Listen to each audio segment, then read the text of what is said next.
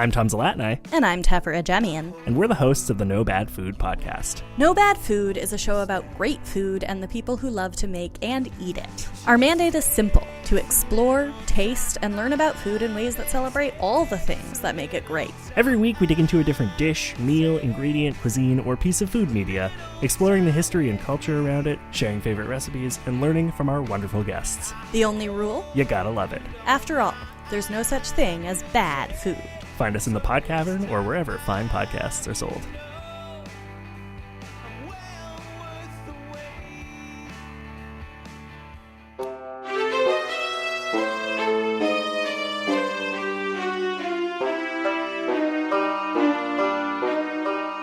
Hey everyone, I'm Tung.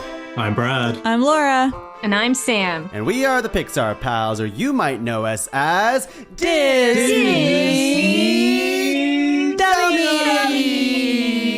Silencio Dummies! Hello everyone. Welcome back to another episode of Pixar Pals, the show where we go through all of the Pixar movies. Not shows. Are there Pixar shows? Of course there are. There's a ton. We're not watching this. We're watching the movies, all in chronological order, and we are making our way through. We are very close to catching up. This time going, I don't know, what do we say, like 1950s, 60s era? 1969, in fact. Is that true? Yeah, I'll tell you about it later. Okay. Oh, and we're right. going to Italy.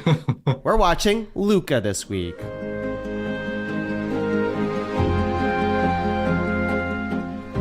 And Porto Rosso, to be more specific. Yeah, Porto Rosso. The Italian Riviera. Who's been to Italy in this call over here? See, Sam? No, it's up Brad? there on our list. That's We okay. wanted to go there for our honeymoon. Oh, so romantic. it's not too late. Yeah. No, Yeah, it it is. is. It's too late. It's too late. Maybe for one of the Things have been booked anniversaries. and planned. Hey, you can do 2 honeymoons. Tung and I did 2. Why not? One of them has to be a Disney World, Probably though. money. It's probably money is the reason they can't do it. Oh, money's the worst. This week we are watching Luca. We are also not only spending time in Italy, Porto Rosso, we're also spending some time under the sea as well, hanging out with some mythical sea monster creatures as well.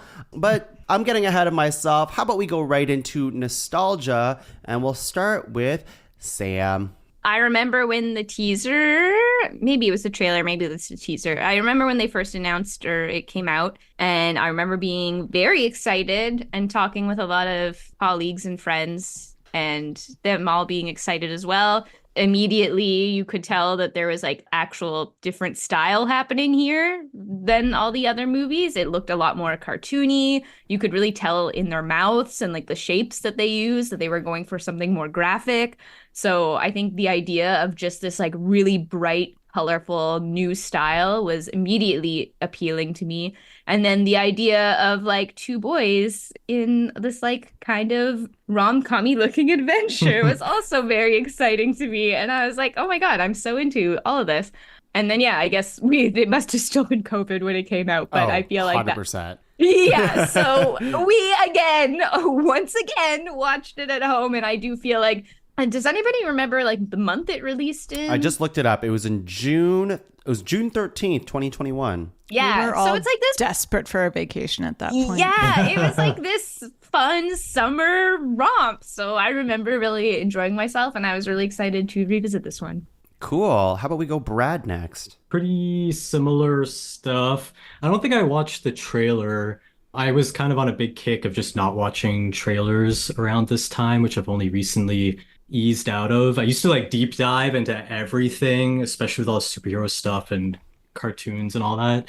And then I think it was Batman vs Superman just like spoiled the whole thing for me. And then I just stopped cold watching all trailers. So I feel like at this point I still wasn't really watching any trailers, but I do, remember watching it with Sam, quarantined. I feel like much like Animal Crossing coming out and just being like a breath of fresh air right when we needed it, this felt like just such a nice, fun romp that I was like, it's beautiful, it's like sunny, and it's just kind of like, yeah, it's just a good time. And I feel like we needed that during COVID, or at least I did. And it's pretty close to my birthday, so that was probably a nice treat for me personally. I But heard yeah, that's pretty Pixar much did that just for you, Brad. They just timed for it me. Yeah, They're they good like looked. that. They were like, who needs a little pick me up, Brad? So they planned it 4 years in advance. Aw. Yeah, they were gonna so close call it Brado the movie, but it didn't sound very good. It just didn't have that Italian flair, No. you know? Yeah. But yeah, I mean, yeah, we can get into my like, I guess a little bit more of my thoughts on it after the synopsis and stuff. But I will say, I don't know, like I said, it was a bit of a breath of fresh air to me. I feel like a lot of Pixar movies prior to this were like pretty heavy and dealing with like really big, grand concepts. And this felt like almost like a short film idea that was expanded. It's just kind of like, but in a good way. I don't mean that as a bad thing. So yeah, it was just like an entertaining, fun, tight hour and a half or whatever, in and out, and yeah, good times. Cool. Laura, how about yourself? Yeah.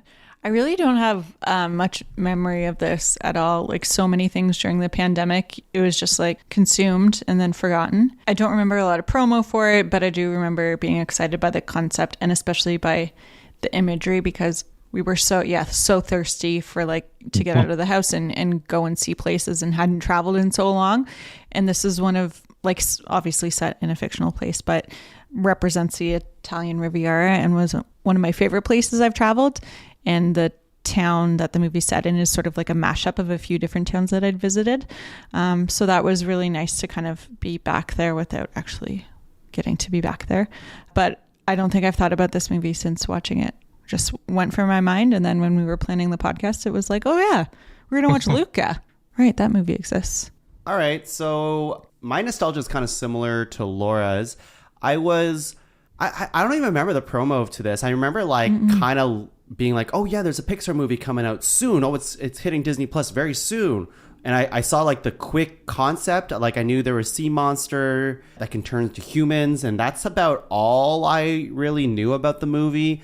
But it did like in my memory, when I think of Luca, I think of very vibrant colors, like very kind of glowy. Saturated even. Yeah. And that's pretty much it. And I remember like when I watched it, I was like, that was pleasant. That's how I like remember. Charming. Luca. That was the word I was trying to remember earlier. I thought it was a charming movie. Yeah, that's a good way to put it. Like I remember like, oh yeah, it's like a much smaller scale story in a big budget film, which is also like a breath of fresh air. But I remember like coming away out of it being like, I liked it. But just like Laura, like I immediately kind of forgot about it. So yeah, that's my memories. I mean, like when I looked at the setting of it, I'm like, oh, Italy, that's a place that I've been to before and don't remember anything of kind of thing. So that didn't connect with me in that way. And then I remember like kind of like there was a few like Little Mermaid-y kind of things happening in this movie as well, which I'm sure we'll talk about soon. But that's it for my nostalgia for Luca. I forgot to mention that there was like an artist, like amongst artists, there was like a trend or like hashtag going on that was like Tune Me Luca hashtag. And it was like drawing your Luca Sona. So I did, oh no, you won't be able to see because of my background. Anyways, I drew myself as like a sea creature person. Cool. And that was like a thing people were doing at the time. Oh, that's awesome. You should send that to us. This came out after we'd started Disney Dummies as well. Yeah, we started Disney Dummies pretty much around Onward, I'm pretty sure. Yeah, so like around there. So yeah, we've been in it. We weren't planning to do Pixar Pals at that point, but we were thinking about We always knew. We always It knew. was a twinkle in our eye. What are you talking about? All right, how about we dive right into our summary of Luca with Brad? Yeah. Okay. So right away, they throw you into the mix with some Italian music over the all the logos, the Disney logo and all that stuff. So you're immediately transported right away, which is nice. I feel like in the last few movies now that we've had with Pixar, they've been doing that. Like, music. the Coco did that, Soul did that. This movie does it. It's a cool flair. I'm into it. I like it. I also like when they do custom logos. Not that Pixar really does that, but just in general, I like in movies when they do cool logos. And yeah, it just brings you into the world more. So yeah, we start the movie off with a couple fishermen, older fellas that are on a boat at night. Setting's kind of creepy and spooky. They're night fishing. One of them's pretty worried about scary monsters of sea story or scary stories, sea shanties perhaps. Just worried about what's out there. The other guy's like, that's all just stories. You don't need to worry about that kind of thing. And then Laura's trying to do a sea shanty. No, I abandoned it. No, yeah, but people are gonna be wondering. I thought we were gonna let this slide. I was like, I was gonna let it slide, but I feel like people at home, and this always happens every once in a while. Laura tries this like hidden bit, like while I'm editing. I'm like, what is that noise? And I thought everyone was going to sing with me and they didn't, so I stopped. I want Laura uninterrupted for 20 seconds to do your sea shanty so Brad can continue. Yo ho, yo ho, a human life for me. It's very non-Italian. Yo ho. Because it's a sea shanty. They're like... Then why are you singing it? From the British Isles, right? Because Brad said Brad said Brad said it.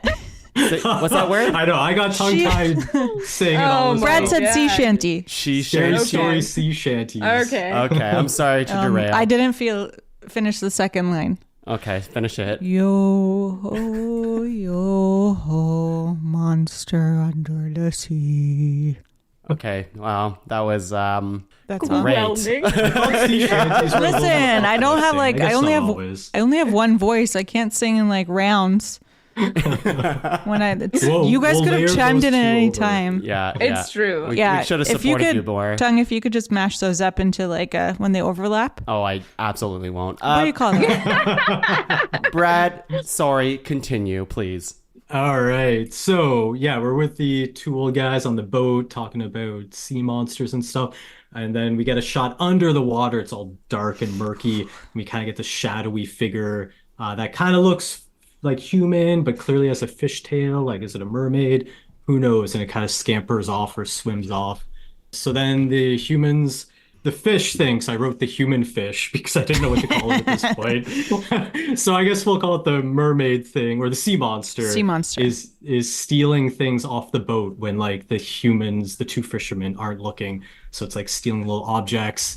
And then it gets noticed and they try to kill it with a harpoon. And one of the music boxes falls off. I'm probably going to call it a music box. Later it gets a name, gramophone. Thank you. Falls off the boat. That seemed like an important thing, so I kind of noted that. And the fishermen are like, sea monster.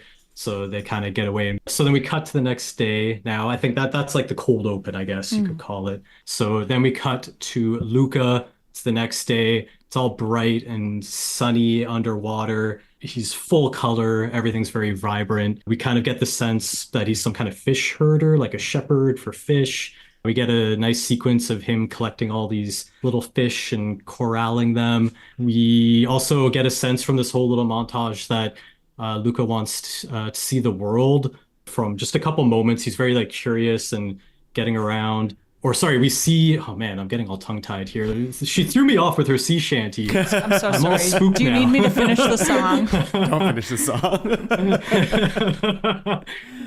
song. Sorry, we get a sense of Luca's world because he's like taking the fish through his like community and we're seeing how life is under the sea. We also get to meet Giuseppe, one of his fish that likes to wander off and do silly things. And it's kind of a funny little fish.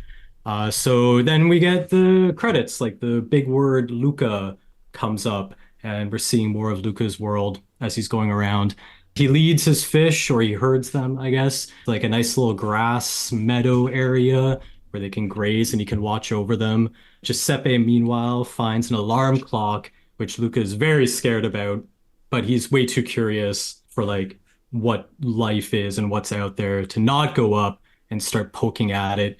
And eventually it starts ringing and goes crazy. And he thinks that's pretty cool. And then he starts finding more things and he finds a trail. Oh, and then as he's doing that, a boat comes across. I feel like I'm all over the place in this summary. You're doing great. But so right as the alarm clock goes off, he starts finding more human stuff. A boat starts coming above on the water and he calls them land monsters. And he takes off and he hides until they're fully gone. We then, while the boat's going over top, we get a little sequence where Luca dreams of going to the surface. And I thought this was a cool moment where he's goes to the surface and he's like kind of pushing up out of the water, but like the film of the top of the water doesn't break. So his head, he stays underwater, even though his head comes above the water line and the water line kind of bends with him. So that's kind of cool. Like he can't break out of the world that he's in. It's at this moment that Luca's mom calls him home. They talk about the boat. Luca's mom's not having any of this motorboat stuff or humans. She's like, they're terrible. Make sure you stay away from them. You don't want to deal with humans. They'll kill you. We also meet the dad's show crab. I stuck this in there because I was like, this snow crab or show crab seems important because he was talking a lot about it. It's never going to come back again. He's just obsessed with it for this one little scene. He's like, she's molting. It's glorious. We should write a show crab sea shanty. Show Only crab if it's sea in shanty. Italian, Laura. So we get the mom's impression of a dolphin at this point. I can't remember the other, I guess, neighborhood mom that she's like in a frenemy rivalry with. Oh, they're named after Branzino, the Mrs. Branzino. Is that it? Yeah. Just like, she can do a dolphin voice. That's not that impressive. And then she does her I'm trying to do it. So Luca then asks where boats come from, and the grandmother tells them they come from the nearby town, which the mom's like, Grandma, why would you say that kind of thing? And curious fish get caught, though, is what the mom says. So the mom's just shutting it down all immediately.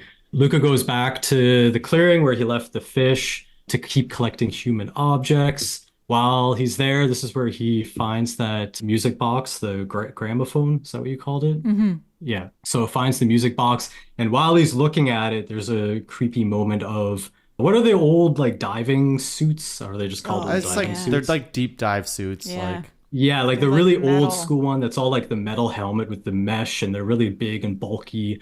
So one of those like floats down behind him, very creepy looking, very scary.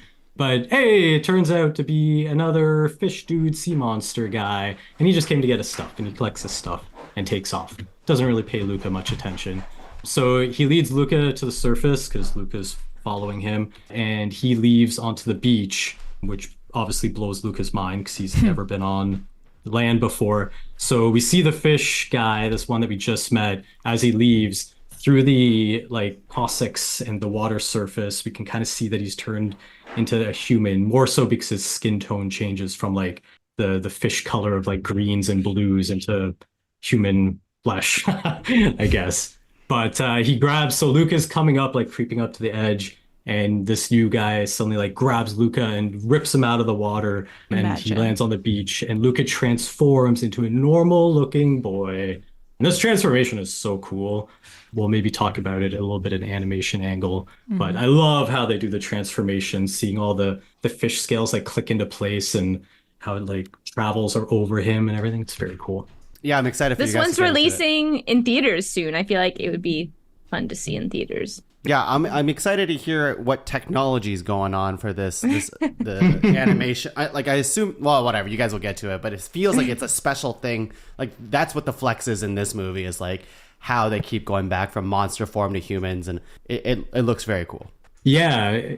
We'll get to it. Yeah, and it's not like always the same how they do it. It's kind of like depends on the moment and stuff, which is cool.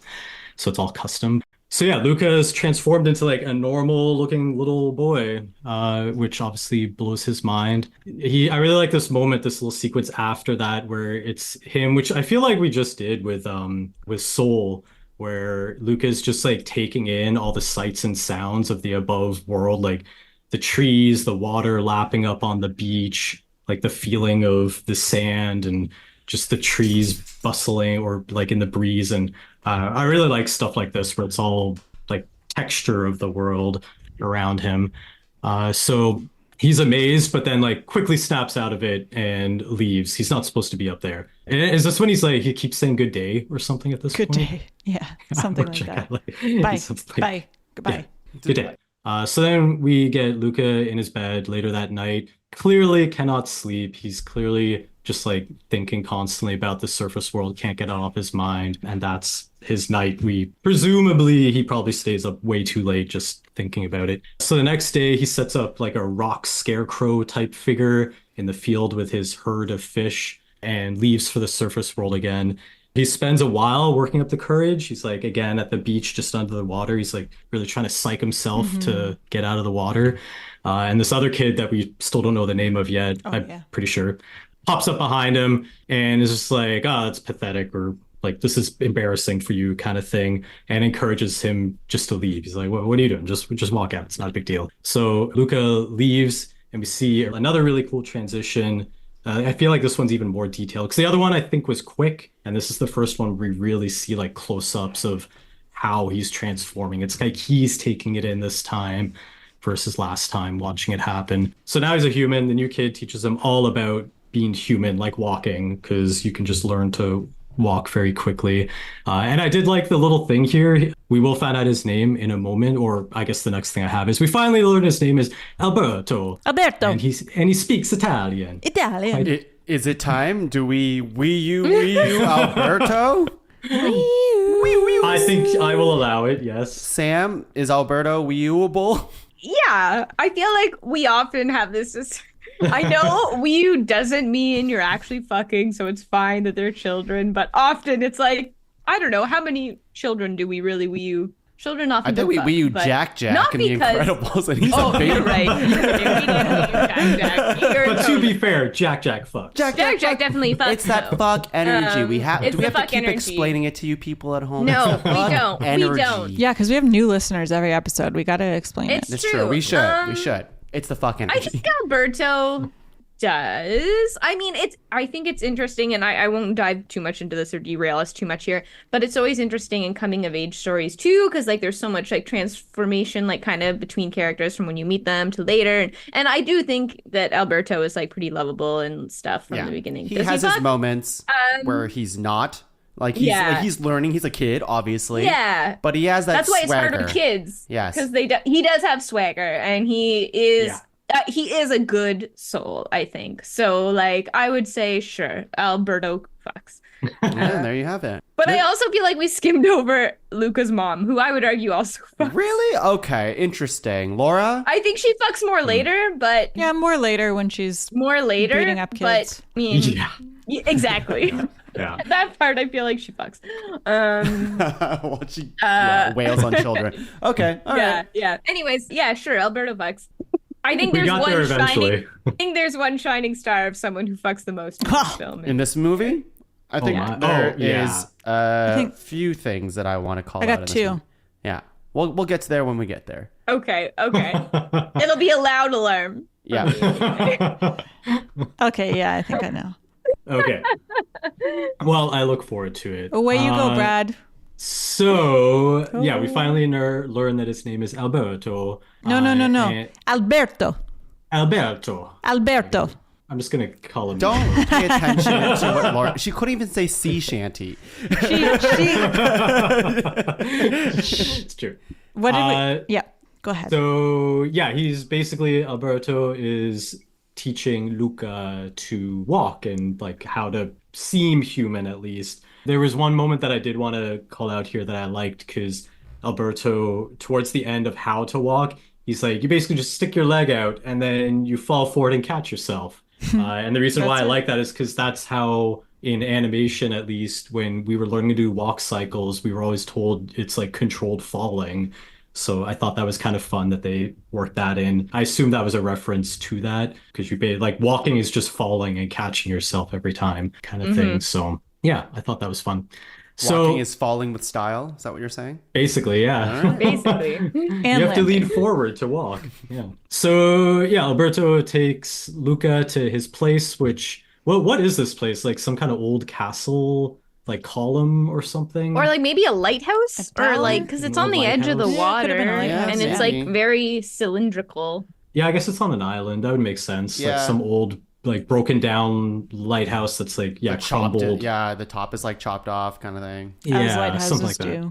It's a pretty cool little hideaway spot for sure. Yeah. So he takes him there and starts showing him more about the world and why the surface world is so great, because Alberto loves the surface world. She's like, look at all this cool shit. Look at this tree. You can jump off of here and the tree catches you and he like falls to the ground, stuff like that. So Alberto also starts showing Luca all of his human stuff collection. very Ariel vibes at the moment with Very much. sea creatures collecting human things. And he's giving them like weird names as well. Yeah. Which is fun. Big Little Mermaid stuff going on now. Yeah. This is where we get the Luca touches the magic lady singing machine, I believe is what Alberto called it, and he gets it to work. He's like, you unbroke it, which is kind of fun. So while the song is playing and they're listening to it, I don't know what song this was. I'm sure we can find out. I'm sure it was some famous song. But while they're listening to it, it's a beautiful song. Luca sees a poster for a Vespa up on the wall and just like immediately falls in love with this idea of Vespas equaling freedom and like what his life could be if he had a Vespa. Because he just wants to like explore and be free, and that's what this poster is selling. Wii U to Vespas?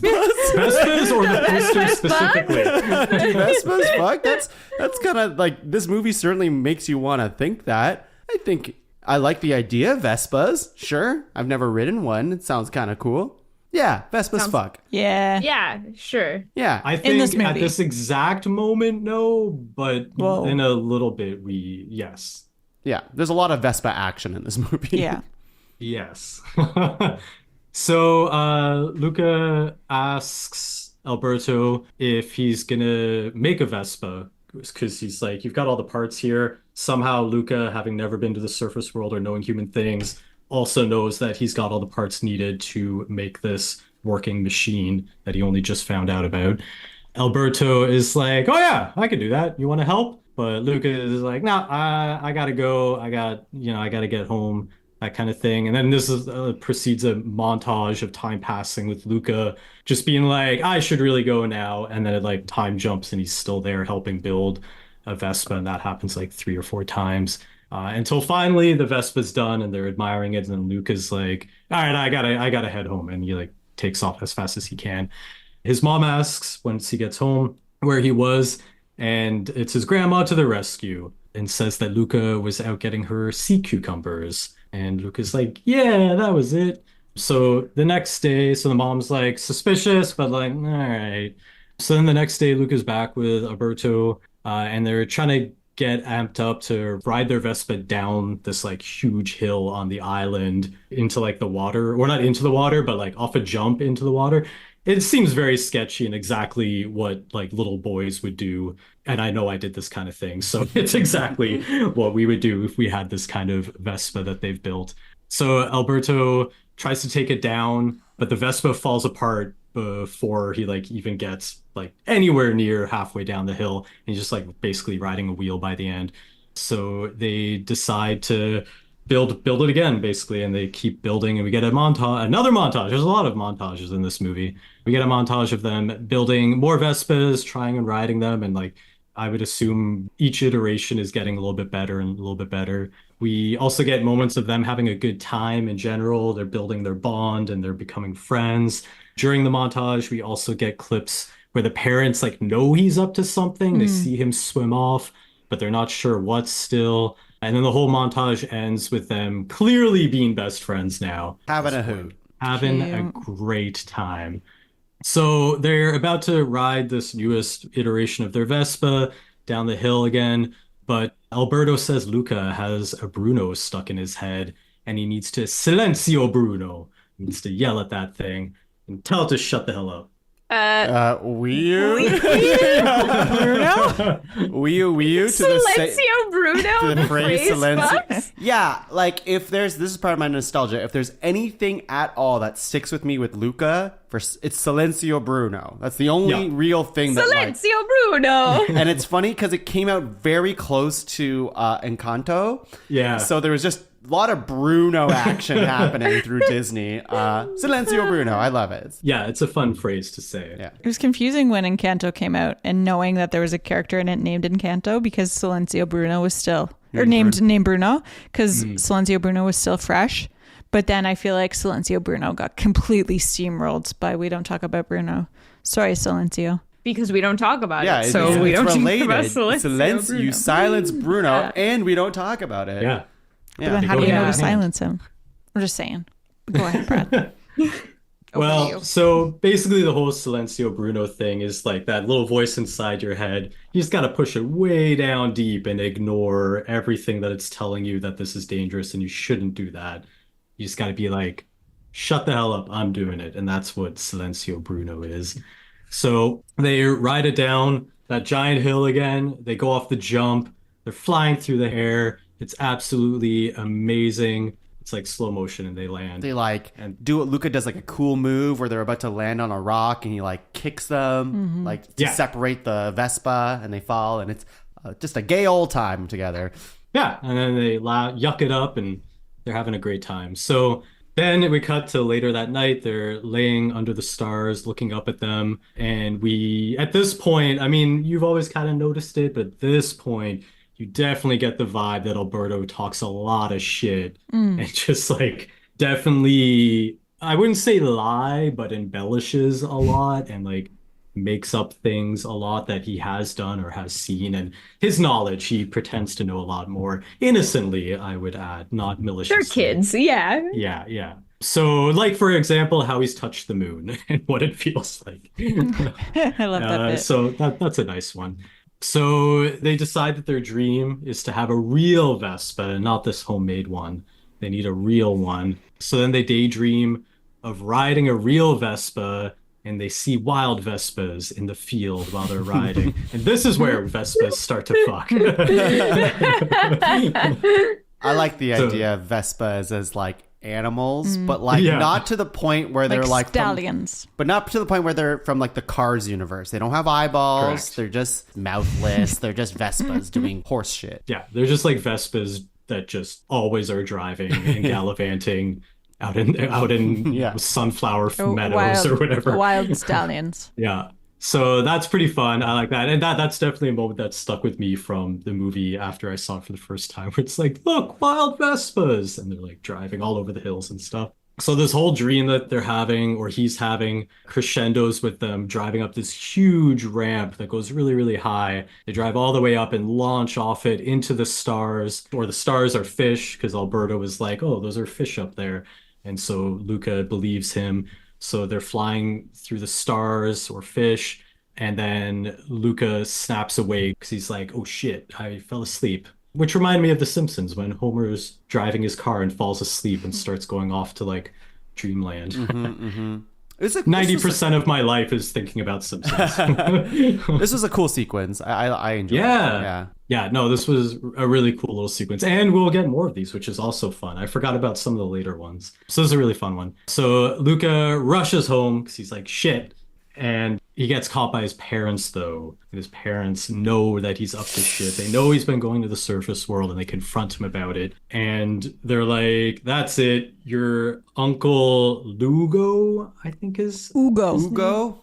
Ugo? Ugo. I couldn't quite catch what it was. Like Anton Ego, but no Anton and Ugo. Yeah, Ugo. Okay. Because I was like, why would you name another character so close to Luca? It's like Luco. Why didn't you just say like Hugo without the H? Because that's French, Oh, okay. Ugo. not Italian. Ugo. Ugo. Oh, I see. Yeah. I don't know why I didn't So- say that. So we've got Ugo, I guess is his name, who's the father's brother, and he's very creepy. He's like a deep sea fish, I guess somewhat inspired by like anglerfish with like Yeah. the thing Oh, on- 100% inspired by Yeah, English. it's got like the, what would you call it? Like the thing off the Yeah, it's forehead. like It's got like the the- light Their at the little end. lantern Little light lantern thing. thingies. It's got like big pupils or big eyes where the pupils don't really look the same way. You can see through the skin. at the Surely belly. there's there must be some fucking weird fish out there that also has like a see-through belly where you can see its Oh, heart yeah. or something like that. Like in Oh, this. they're so deep sea fish are fucked. Yeah, that's where the real sea yeah. monsters are. This must also when I was watching this, I was like, this has to be John Ratzenberger, right? Like, has to be like this character.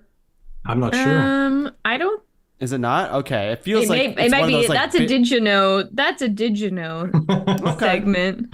Interesting. Yeah, don't get too particular yet, Tongue. Okay. Yeah. So Ugo is, just very creepy. The way he talks as well, he's like always got peanut butter in his mouth almost, like this kind of sticky, It's just very creepy. And he goes on this big long tangent about whale flesh or whale meat and how it just like floats around in the deep, but it's so dark you can't see it. But there's so much, you just open your mouth and it floats into your mouth. And it's like, it's all so very weird. gross. It's so weird and so gross. I love it. I love it so much. Yeah, and his like heart stops, so his dad's like, you just gotta punch him in the heart because you can see the heart through the flesh. And Luca's like trying to punch him, but he's like, no, you gotta do it harder. You gotta like really punch him. And it's just so weird. It's such a weird thing. So the parents are basically, this is kind of in a way almost like I would think kind of like a military camp kind of thing where the parents are just like, all right, you're being a little shit going up. We can't control you. So we're going to send you off with your uncle into the deep because for like, what did they say, like 3 seasons or something like that? It's going to be like a while so It's that pretty he can... extreme, I think, It's for his parents to do Oh, that. it's so extreme. Like- It's very extreme. I mean, it feels like Luca's been a good kid his entire life, and he's made, you know, I guess a big boo-boo in this family's mind, but like surely he can, I don't know, he get more like a slap on the wrist, maybe get grounded? Seems more reasonable than getting sent away. Yeah. Yeah, they didn't really even try to like give him one warning. They were just, they were just like, That's you're going it. into the dark. So obviously Luca is like horrified by this, as we all would be, having to go live in the deep where whale meat just floats into your mouth. So Luca runs away from home because he just doesn't want to go with his uncle. Can't blame him. So now we're back with Alberto, and he suggests to Luca that they go to the town to hide because Luca's told him all about what's going on. And so Alberto's like, we should go to the town and hide. We can get our own Vespa there. They're probably going to be free. We'll just get a wild Vespa and we can ride off into the sunset. So they're like, yeah, let's do this. We're little kids. We're totally on board with this crazy idea.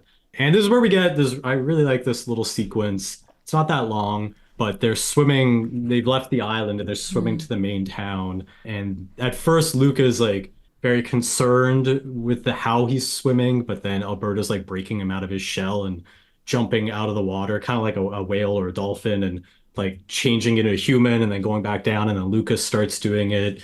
So yeah, it's a really beautiful little sequence. Getting more comfortable in their skin. Yeah. This is when they're going from like human to sea monster, human to sea monster. This is what I think, I could be wrong, that they play in like the Pixar montages and stuff like that. I could see that. Right?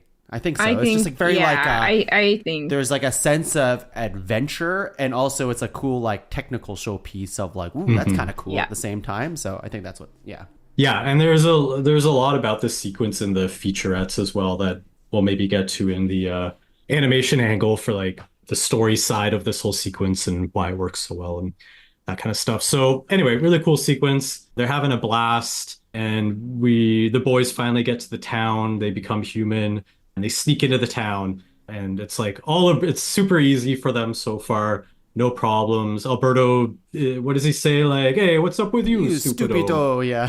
Yeah, something like that. So he's like, yeah, see, it's easy. Like, no big deal. Like, we just can't get wet. No problem. So they come around the corner, and similar to when Luca first came out of the water and was captivated by his surroundings, we get another little montage of him being just like captivated by the beautiful setting around him, like flags going in the wind, all the people running around, all the colors of the town. It's a very beautiful town. And yeah, this another little montage. I like these world building montages that are slow and stuff. So why did I write Bruno? I was thinking about Bruno, I guess, but Luca notices in this Silencio moment. Bruno. Yeah, probably because Alberto was probably like, you got to silencio Bruno, because Luca is getting worried seeing all these like fish murder art basically around the town of like fish just being harpooned through and all that kind of stuff. Yeah, he's pretty creeped out. He wants to get the hell out of there. And just then, this is the moment where they hear first and then see this beautiful Vespa coming around the corner, driven by a complete dink. The opposite of fucking. Yeah, I didn't actually catch this guy's name, so I'm probably gonna either call him Dick Kid Isn't or it like Dink. Ercole. Ercole, yeah. Yeah, I'm pretty sure I just called him like kid that's a dick or something a lot. Is in he a my kid though, summary. or is he grown adult? He's like older than 16, I think, because you Yeah. have to be under 16 or 16 or under to join the thing. Yeah. But he was lying about his age. He's lying about his age. He's probably like Yeah. 17, 18 or something like that. He's still a kid. Yeah, I think I think he's like around 17. He's still kid-ish. Yeah. Yes. Yeah. So yeah, this guy sucks. Okay. I'm not sure if there's a hot take. It's not hot enough to save it for hot takes, but I think he's like he definitely sucks, but he's kind of like a fun new like low stakes villain. You know what I mean? Like he's just like a perfect for this kind of movie. Yeah. Like he's not really a threat. He is, but he's just fun. he's More of, fun like, for this thing. More of an antagonist than a true villain, right? Yeah, absolutely. Exactly, yeah. So this guy thinks he's the shit, thinks he's like God's gift to everybody. He's kicking up his feet. He's asking who wants to watch him eat this giant sub that his two little goons brought with them. And it's around now that Luca and Alberto are walking over because they want to look at the Vespa. And as they start to go over, this like soccer ball rolls over towards Luca, and the kids are like, "Hey, can you help us out a bit?" So Luca goes to kick it, but having never kicked a ball, it goes like the opposite direction completely than what he wanted to kick it, and it hits the Vespa, and the Vespa almost falls over, but one of the guy's little cronies jumps under the Vespa and catches or like blocks it from falling on the ground, which I thought was just like a fun thing that he sacrifices. It's like taking a bullet for the Vespa, which is fun. Actually, Wii douche kids friends fuck. They're funny. Wow. They're often like taking like dumb hits, but they also turn against him later. Spoilers. So like At the they very know what's up. end. Yeah, but they do. They pick the right side. Eventually. Yeah. Yeah. So the douche kid goes over to introduce himself, but he's like clearly a dick to Luca and Alberto. So he makes fun of them. He's like dressing them down because he's like, I'm the shit around here. I don't know who you two are, so I'm just gonna like make fun of you, and everybody's gonna laugh because everybody's afraid of me for some reason. So he grabs Luca and he's dragging him over to the fountain because he's gonna shove him in the fountain. So remember, we don't want them to get wet because they're going to turn into sea monsters, and this town murders sea monsters. So Luca is pretty terrified in this moment. Famously, they've got art of it and everything. Literally It's like everyone what in they this do. town has a harpoon. Yeah. Everybody has one. So You don't? right, yeah. So just as Luca's about to be pushed into the fountain, it's so close. They're saved by this little girl around their age, but a little girl that squeals in on like a bike with a cart on it. And we find out that eventually, I don't think it's this moment, but we do find out her name is Juliet, or Juliet. Julia. I think Julia. Julia. But her dad calls her Julia. Juliet. Juliet. It's Julia. Is it Julia? Julia. Juliet. Julia? It starts with a She G. says Julia. Julia. It's Julia. Julia. Julia. It's spelled It's with like it's spelled Giulia, like Julia. like Julia. Like Julia. but with a silent G. G. Let's pull up the Julia. clip. Julia? It's Julia. Julia. It's Julia. It Julia. is I Julia. think it's Julia. Let's pull up the clip. No, don't pull up the clip. Don't pull up the clip. No, Brad can make the decision for the rest But- of It is Giulia. Julia. Well, I'm gonna be calling her Julia because that's what I have written That's- most of the time. Okay. Team Julia. All right. Julia. You guys will is have a what you're- big Julia. after this Julia. cast. You both will have a Julia? big egg on your face because I it's can't definitely wait. Julia. It's Julia. Julia. All right. Anyways, she fucks. Yes. So, Yes, I was gonna say. Well, whatever. She fucked. It doesn't matter who. Yeah. all right, I'm gonna give you a clean take of Julia. Okay, now copy paste that over every time I say Brad, it's a different Julia. name. I will not be doing that either. But yes. Yeah, we're giving you a lot of work on this one. So yeah, she rips up on her bike. She's like tough tomboy kind of girl. She gets up in that dick kid's face, and she's just like, "You suck. Get away from him." And he makes fun of her for, I think it's in this moment for the race, because they find out about this race and he makes fun of her for having puked the last time, which we don't really know why just yet, but I guess she puked a lot on this race. So she takes Luca and Alberto away and they chat about the race, but the boys are really awkward. But I mean, what little boy isn't awkward around a girl? So I feel like that kind of tracks. And they end up leaving her, but then they end up following her around because they want like the money for the Vespa, or they think that they can get money for the Vespa, or they think they can win a Vespa. So they keep asking her about the cup race and what'll they win, all that stuff. So they're like, "Yeah, we can get a Vespa," and they're like, and she's like, "Oh, you can't just get any Vespa. You can get a shitty Vespa though."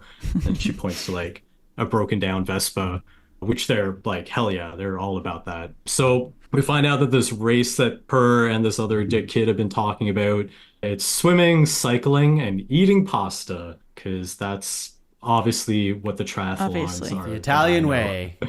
know. So they decide that they're going to become teammates so that they can win the race and they can beat that other douchey kid. And they're going to call themselves the underdogs because nobody believes in them. The whole town is also kind of shitty to this little girl because they're all making fun of her and they're like, "You're not gonna win." Julia, what do they call her? Spulia. Julia. Julia. Spulia. Could she like puked or Spulia, because something she like? spewed. Yeah. She spewed at the last couple races, it spewed. sounds like. Like apparently she always does. But she's got a lot of heart, you know? She's got a lot She's of got spunk, zip. kid. Yeah, That she does. spunk. So yeah, so she agrees that they'll become teammates, but she wants to see what they've got. Because she's like, "I'm interested, but I'm not committing just yet. I want to see what you can do, what you can bring to the table." So this is where we see Luca learn to ride a bike. Julieta throws a lot of tests at him. She's like, "What if this happens? What if that happens?" There's gonna be like an obstacle course, and she's like very high energy and like zipping all over the place, really testing Luca, who like literally just learned to ride a bike for the first time. She asks if they can swim, which Alberto at first kind of like lets slip, where he's like, "Yeah, we're great," but Luca like quickly obviously shuts it down. How And they're much like, would "Ah." it kill you? I just feel like when I watched this, I was like, "Oh, this would fucking kill me personally if I was like such a good swimmer and I had to pretend I wasn't." It's like when we play Mario Kart with our friend's child and I have to dumb it down because we have to let him What? win. No, It's- you destroy the child at Mario Kart. well, Sam. now we have turned. Yeah, He's we getting there. started doing that. We're working on it, but Yeah. it just like when they're both like, "Oh, yeah, you can swim," and she's just sucky, and they're like, "Yeah, you're doing a great." swimmer." I'm just like, this hurts my soul for you. It's the Peter Parker problem, right? Like he talks about like, "Oh, like I couldn't play football then, so I shouldn't now," kind of thing. Where Yeah. like, you know, How Dash couldn't play sports in The Incredibles. that's it. Yeah. There you go. Having to hide who you really are. Yeah. Yeah. That resonates with me. Yeah. Holding back my athletic ability. So as not to intimidate others. Okay. Yeah. Anyway, so Julia, so yeah, they're like, "No, we're really bad swimmers. You should just swim." So Julia realizes they want to win, just like Luca and Alberto want to win this just as bad as her. And then this is where they come up with the name, the underdogs. So everything's good. They're all set. There's just one little problem. They do need the entry fee from her dad. Dun, dun, dun. And now we cut and we go to her house. And this is where we meet her dad. Yeah, I was waiting, Sam. Where were you? That was the giant Wii U you were This is referring my to, right? giant Yeah. Wii U alarm. This is Yeah. the like fireworks of Wii U's going off. This dad fucks. This dad fucks so hard. Massimo. Big time. Yeah. Massimo fucks. Yeah, 1,000%. Yes. So yeah, he's just this like huge, badass, mustachioed guy with one arm and a giant like cleaver knife, just chopping the shit out of fish. Big hacking eyebrows. off A real big fisherman eyebrows. vibe to him. You could Yeah. picture the man in a cable knit turtleneck. Yeah, and he's just yeah, like, big knit man. Probably has a lot of toques. Yeah. yeah, and his design is just like a big block. He's just like a big square. Kind of reminds me of, I think it's just the eyebrows, but the dad from Cloudy Have a Chance with Meatballs. That's who I was thinking about. Very much so. I was looking at, it was for hot takes, but I couldn't find them all. It was just like that character who has big eyebrows that only show them once in a while. Yeah. That's like a type of like animated character that exists. And Massimo and that Cloudy with a Chance of Meatball dad is also like that. Yeah. Yeah. Oh, I is love he that Italians? stuff. I assume the dad in Cloudy with a Chance of Meatballs is Italian. I don't think so. I don't think so. But spaghetti. The little cameraman who has the same like brows covering eye thing is, I think. So I don't know. It's spaghetti.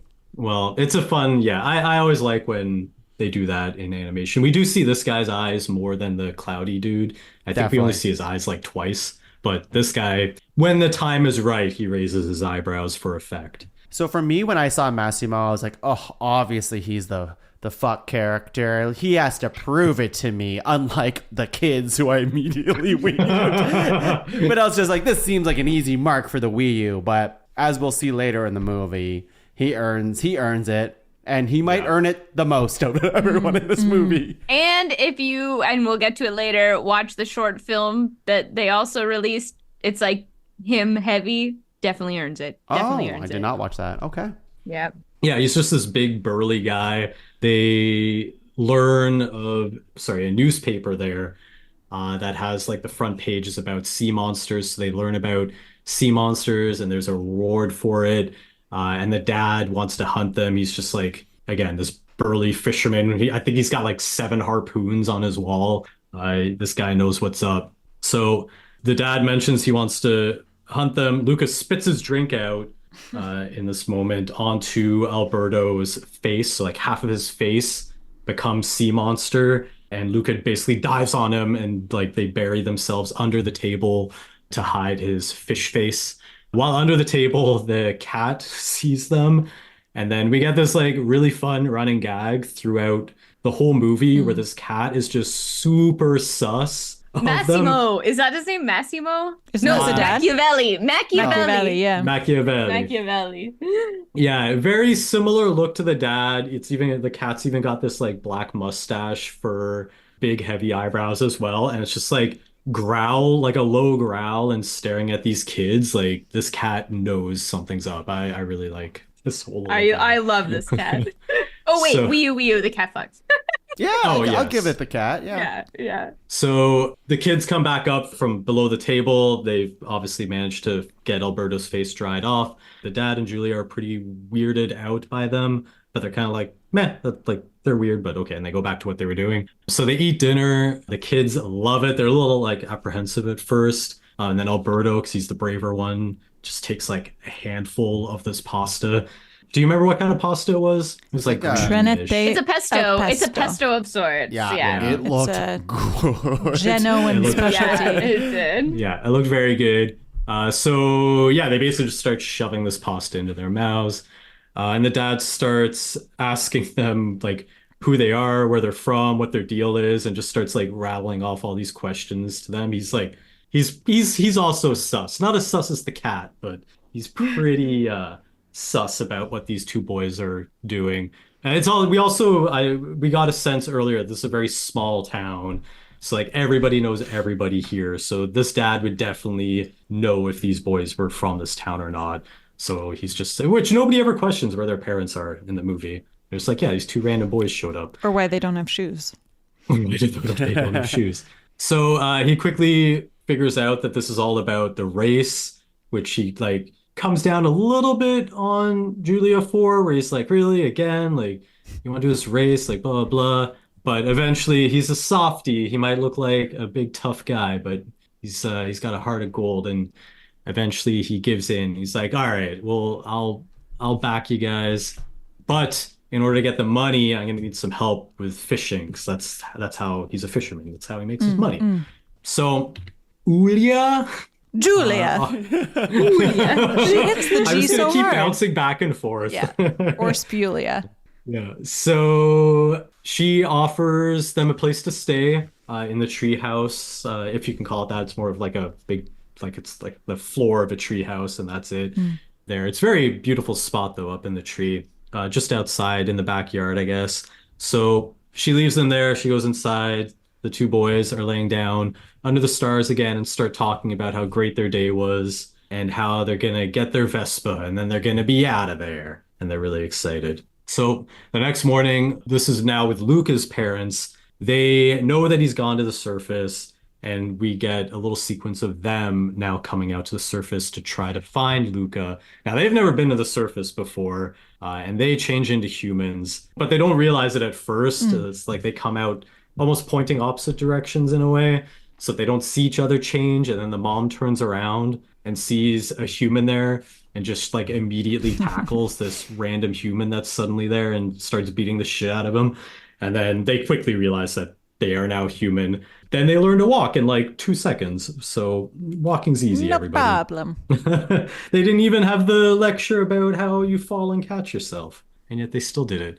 So they learned it so fast that they were able to immediately run and evade this fisherman that was walking along. That was a hot take of mine. I was just like, how? How are these parents doing this so quick? Just immediately. They just know. Unless there's like part of the backstory we don't know, where the whole reason why they don't want Luca to be on the surface is because they went when they were kids and something bad happened, but we don't get any of those contexts, right? So correct. And I also feel like we get a sense here that they didn't know that you were going to change into a human when you go on the beach, so they've never been to the surface is what I got. But I mean, as we'll learn later, the grandmother, or we might have learned by now, but the grandmother has been to the surface. I don't think we learned that until the very end. I don't think we learned that yet. Okay, yeah. Well, spoilers.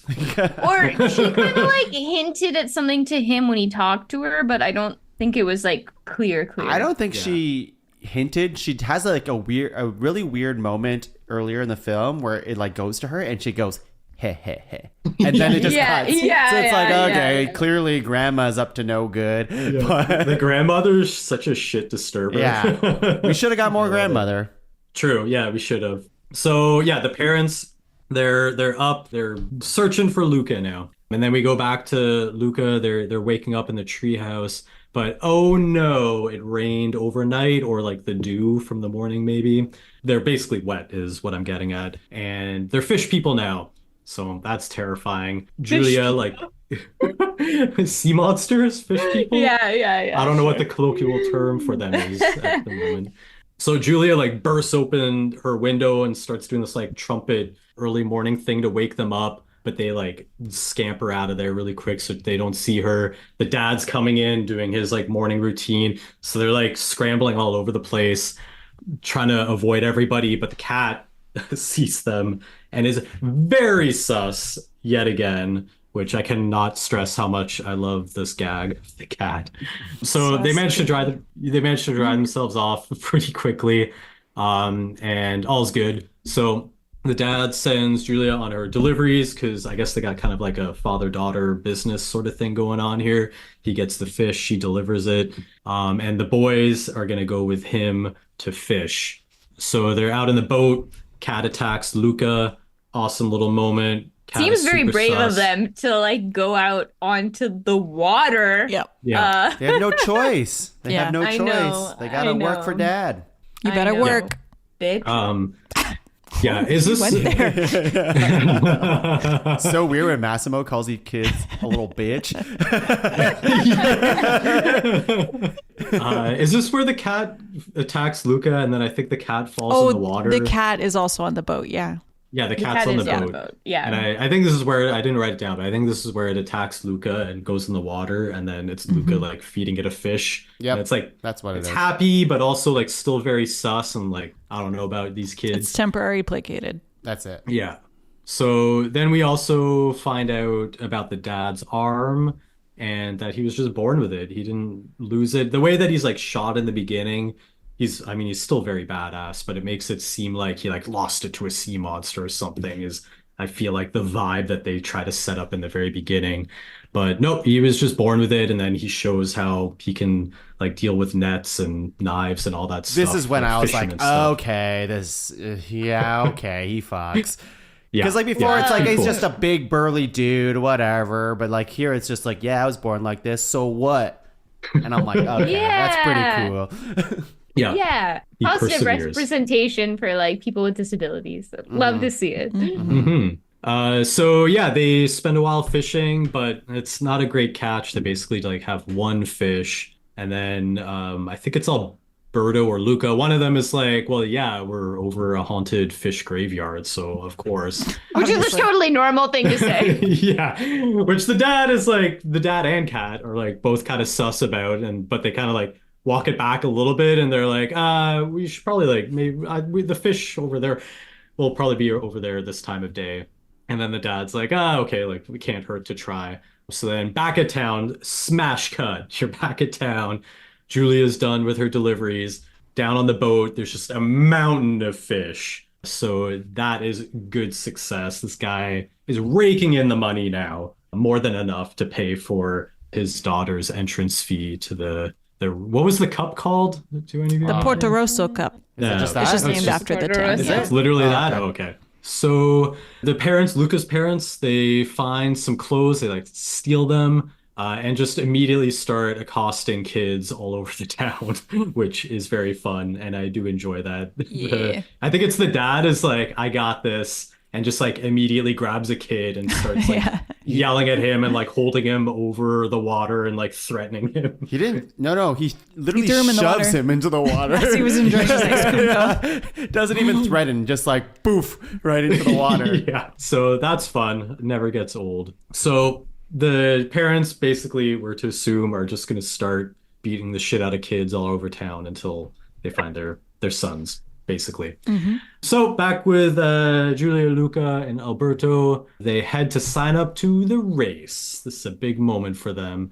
They're there. They find out all about the rules. The owner, I think is this off a shop? I think like the shop owner puts on this race or something. Yeah, I think it's Sponsored by- sponsored by a pasta brand. Yeah. Yeah, that's Yeah. what it is. Yeah, that's what it is. Okay. So yeah, they find out all about the rules, all the pasta stuff and everything. That douchey kid shows up and starts like parting the kids like it's the Red Sea and just like walking through them all. And he's just like the belle of the ball, according to himself. And he just starts. He's such a wiener. I'm He into is. it. He's fucking just a dink. It's so over the top that it's like funny to watch. Yeah. It's because you know what it is. It's because he's like he becomes less threatening because he has that stupid like sweater behind his back at all Oh times. my It's god, wool. yes. Yeah, Yes. whatever it is. Yeah. Yeah. He's got, Very like the- preppy. Yeah. Yeah. Yeah, he's got like a sweater. He's got this like dirty little teenage Oh, mustache. 2 whiskers. Yeah. Yeah. He's always kind of like got these like floppy arms where he's never standing straight. He's always very kinda, like- noodly. yeah, he's like noodly and like his weight is always like super on one side and he's like always throwing his head back and laughing. His animation is all very entertaining, so it Yeah. makes him fun to watch the whole time. Even though you're like, I hate this kid, it like emphasizes it, and you're like, yeah, it's Yes, like yeah. satisfying. I might. Yeah, sorry. It's funny to hear you guys refer to him as a kid because in my head he's like a 25-year-old man. Really? I think he's like 18. At He most. wants to be a 25-year-old man, but Yeah, he's not. totally. Yeah, true. Yeah. True. Yeah. So yeah, he starts bullying them again. He like takes their money so they can't enter into the race. And Luca's kind of like feeding Julia some insults to give to this kid. So Luca ends up calling him a catfish. And he's the Which kid's is like, funny. what? Like, Sick burn. what's that supposed to be? And then Luca's like, oh, because it's a bottom feeder and it's got like 2 little whiskers. Mm-hmm. Fucking destroys this kid. Destroys. So good. Everybody laughs, including his henchmen. His little cronies let out a See, little the henchmen chuckle. buck. They're even laughing at him. I wouldn't give it to them for that, but Yeah. No, Sam, case and point. Yeah. I don't know. Checkmate.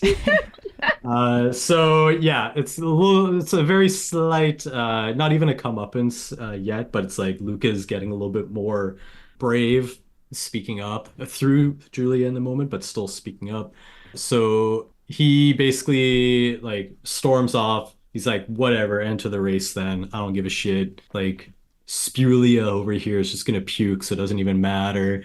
So Julia's pumped for Luca and how brave he was. We start getting the vibes, or at least I was at this point, that like Alberto is kind of like, what's going on here? He's like, I'm his best friend. Like Luca can't have other best friends.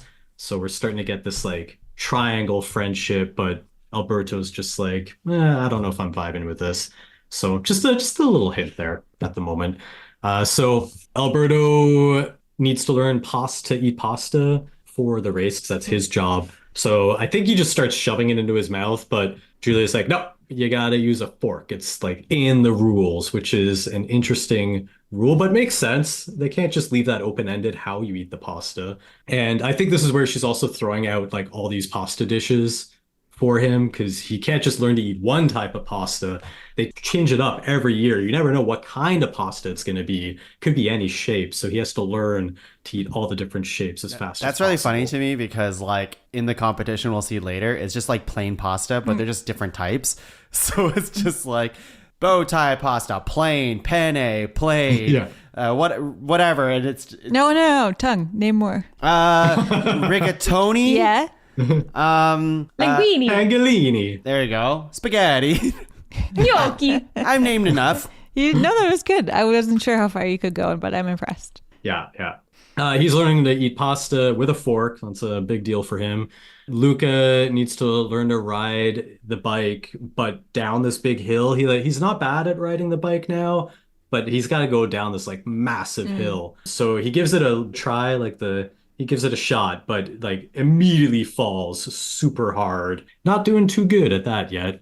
So Julia's training the swimming, and this is where we see that she's not really a fantastic swimmer. She's not bad, but they're like sea creatures that are amazing swimmers. So, I mean, I know Sam, you're like, but she did win well, I'm getting ahead of myself. I'm spoiling too much.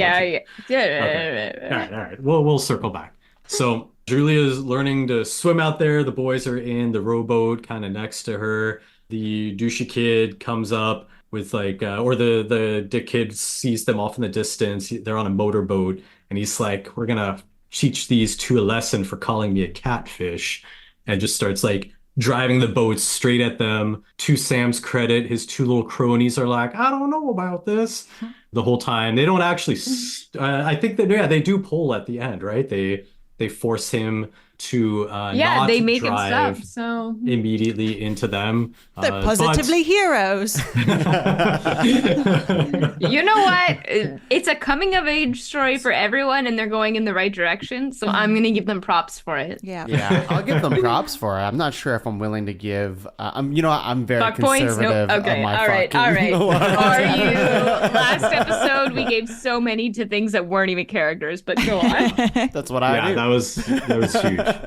So they managed to turn the boat just before they hit Luca and Alberto, just in a nick of time. But the wake from the boat like really rocks Luca and Alberto's boat, and Alberto gets tossed. The splash hits Alberto, and then Luca, like basically again similar to the table scene earlier, buries him in the boat so that nobody can see him, and he ends up falling into the water. Yeah, he goes into the water. And then the kids just keep missing these sea monsters because he ends up getting back in the boat.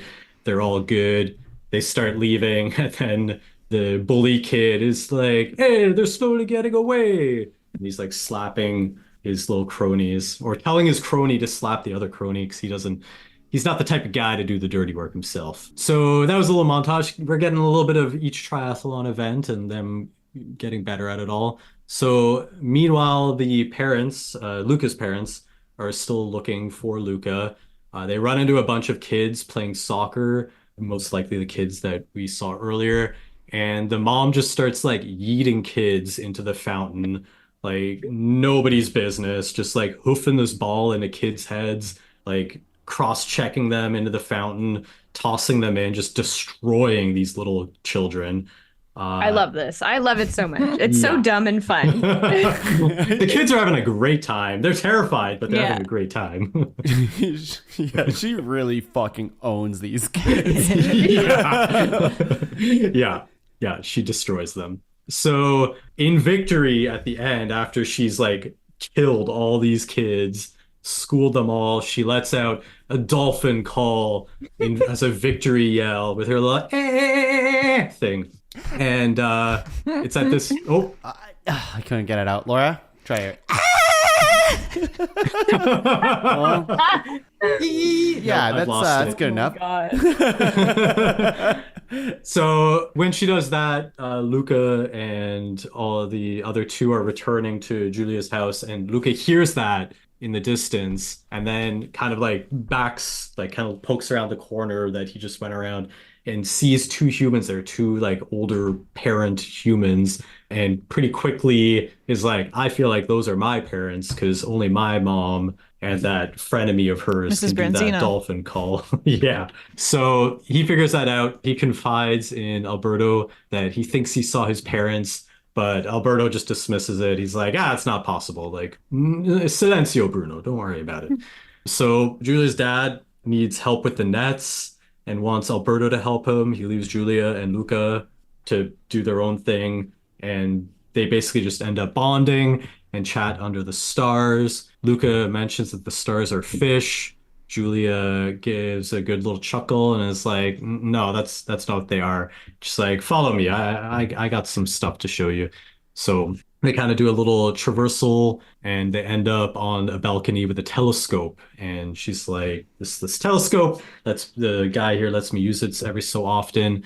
And this is her going to prove to him that they are not fish. So he looks through the telescope and you see the stars in the distance, you see planets, all this really cool little stuff. And Julia starts teaching him about the stars and space and that they're not fish, they're just more suns off in the distance and stuff like that. So his curiosity is really starting to flourish here. Like he's always been a curious person about the unknown, and she's kind of feeding that now and helping him grow as a person. It's around now where Luca is transported visually in the movie to the rings on another planet, and he's running along them, just like super happy, flies off around the world through the town with Julia, and they're visiting like the Colosseum in Rome and all these other places. It's a really nice little, similar to the Such a little nerd. I love it so much. Yeah, similar to like the Vespa sequence earlier with the wild Vespas. It's kind of another one of those, but more about space now, and seeing all that. So just a fun little dream sequence. So through all this, Luca learns about books. He didn't know what books were and all the information that's within them, because Julia's like, yeah, you just read some books. But he You can learn some shit. read, which is wild. Doesn't know books, but he can definitely read what's on the pages. Oh, yeah, true, Like, eh? what? Okay. It's full of holes. So Luca is ecstatic to be learning so much and learn that he can learn so much. It's there for him. He needs to grab the book and read it, basically. Like there's just so much.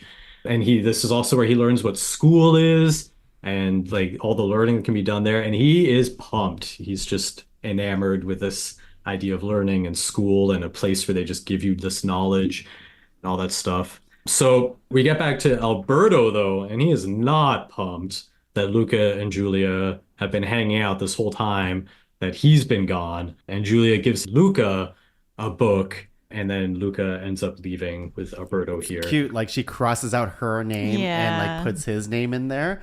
This whole sequence with Julia and Luca, it reminds me of Carl and Ellie and Up. This like bonding that they have together, not romantic per se, but like just kind of like this learning and playfulness with one another. That was the vibes I was getting.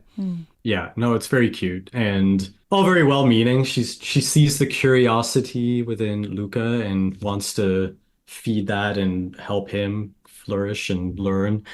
Luca is basically telling Alberto as they're walking away, like all the stuff that he's learned about and how the stars aren't actually fish. And Alberto's like, that's not true.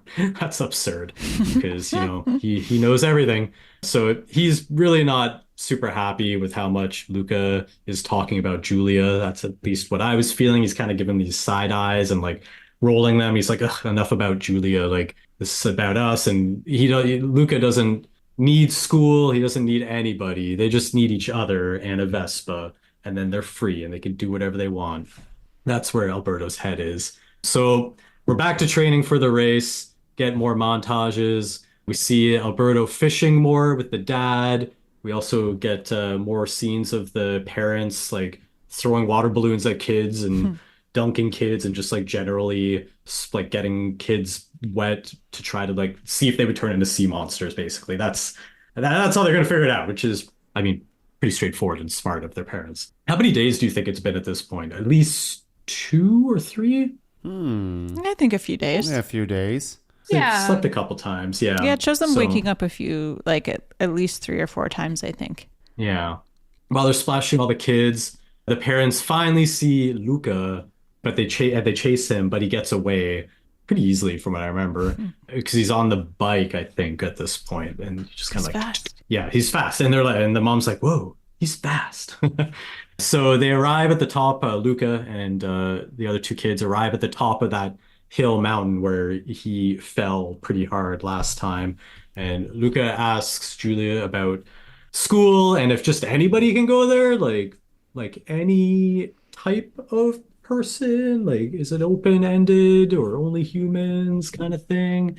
So Alberto's being a pretty big jerk around here because he's just like enough of the school talk and like we're one track mind here. So he jumps on the bike. He's just like, we're doing the hill right now. And him and Luca tear down the hill. They're like drifting around corners, hitting things, bouncing off stuff. It's pretty crazy. And they end up crashing into the sea at the end. And then, of course, because they're in the water, they're sea monsters. So Julia comes down to try to like see if they're okay. And they're just like gone. They're hiding underwater. She can't find them. Luca is pissed at Alberto, to say the least, because he like grabbed the bike and ripped down the hill. Luca finally tells Alberto he wants to go to school. He doesn't actually think he wants to get on this Vespa and ride into the distance. He's like, I don't know, school sounds pretty cool. Maybe we do that instead. For both of them, he is saying like maybe we go to school, not just him kind of thing.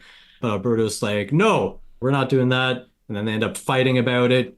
Really getting into a verbal fist fight here, if you want to call it that. Julia comes down. They're on like a beach at this point. So Julia comes down around the rocks. They're human because they've dried off. And Julia finds them fighting. And Luca asks if they can go to school with her. Just kind of blurts it out. I mean, she's like, oh my God, I didn't even think about that. Like, you should definitely come to school. It's a great idea. But Alberto starts like towing the line of telling her about them being sea monsters, where he's like, really? Like anybody can go to school? You sure about that? Kind of thing. And he's towing that line. And then it's at this moment that he's like, what about this? Basically, and like jumps into the water, basically like face plants or like down into the water. He's just laying there. And Julia's like, you're being an idiot. And like grabs his arm to lift him up. But it's this arm of a sea monster. Oh my God.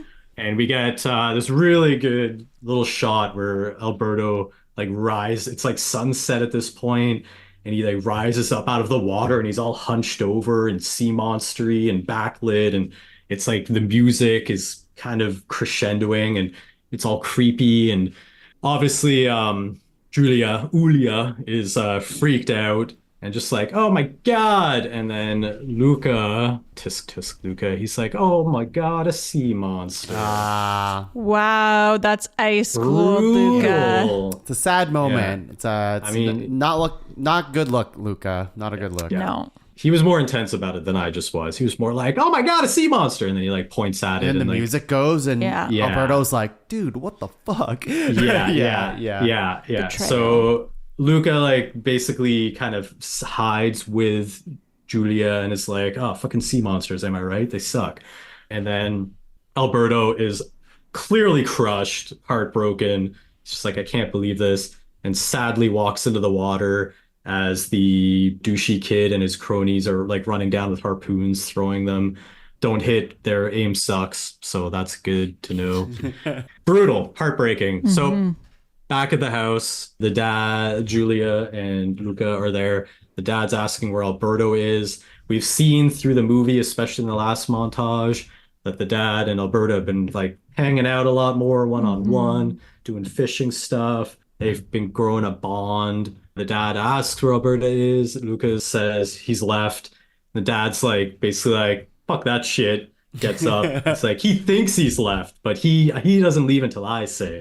He's like, I'm going to look for He him. says it a bit nicer than that, but yeah. I think he's like, just in case. Yeah, the dad is a lot nicer than me. So yeah, the dad's just Just like, in case I is such a cute way to Yeah, say it's it. very too. sweet. It's like a very sweet thing to say. Wasn't it like Alberto doesn't want to be found, or Alberto doesn't want to come back? And he was like, just in case. And honestly, that is like gut wrenching to me. I'm like, oh, okay. Like, you're right. Maybe he doesn't, but maybe he needs you to come, and maybe that is what he wants. And it's all very cute.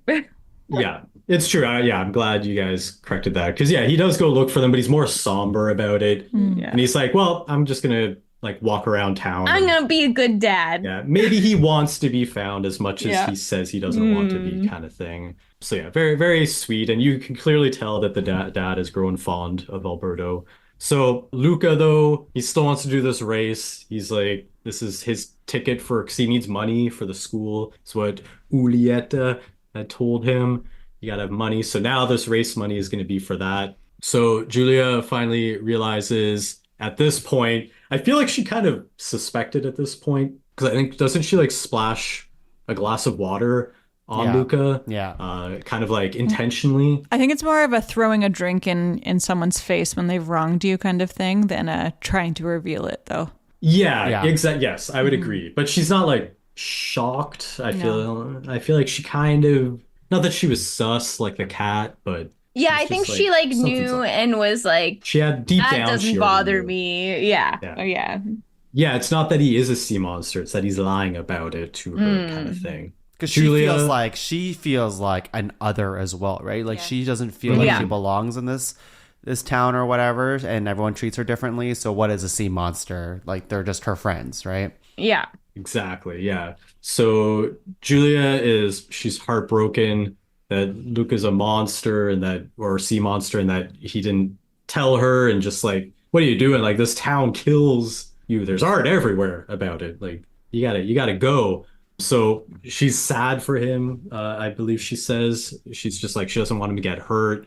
She's like, you just got to get out of here before you get hurt, kind of thing. So Luca sadly leaves. And ends up sitting by the water, looking out at the island where Alberto and him had first played around and had all that fun adventure in the very beginning. Luca journeys back to the island at this point. And at first he's like poking around because he's clearly like, I should go see Alberto. Now that my plan, or now that my wants over here are not working out, I should go back to Alberto, kind of thing. So I don't know if that's a great thing of his, but whatever. So anyway, he gets there. This whole place that Alberto had, it feels kind of deserted at first. Like, things are kind of thrown around. Luca's walking in, and you kind of get the sense that Alberto's probably taken off. Like, he's not immediately there. But luckily, Alberto is there, just, sadly sitting off on the side, like higher up.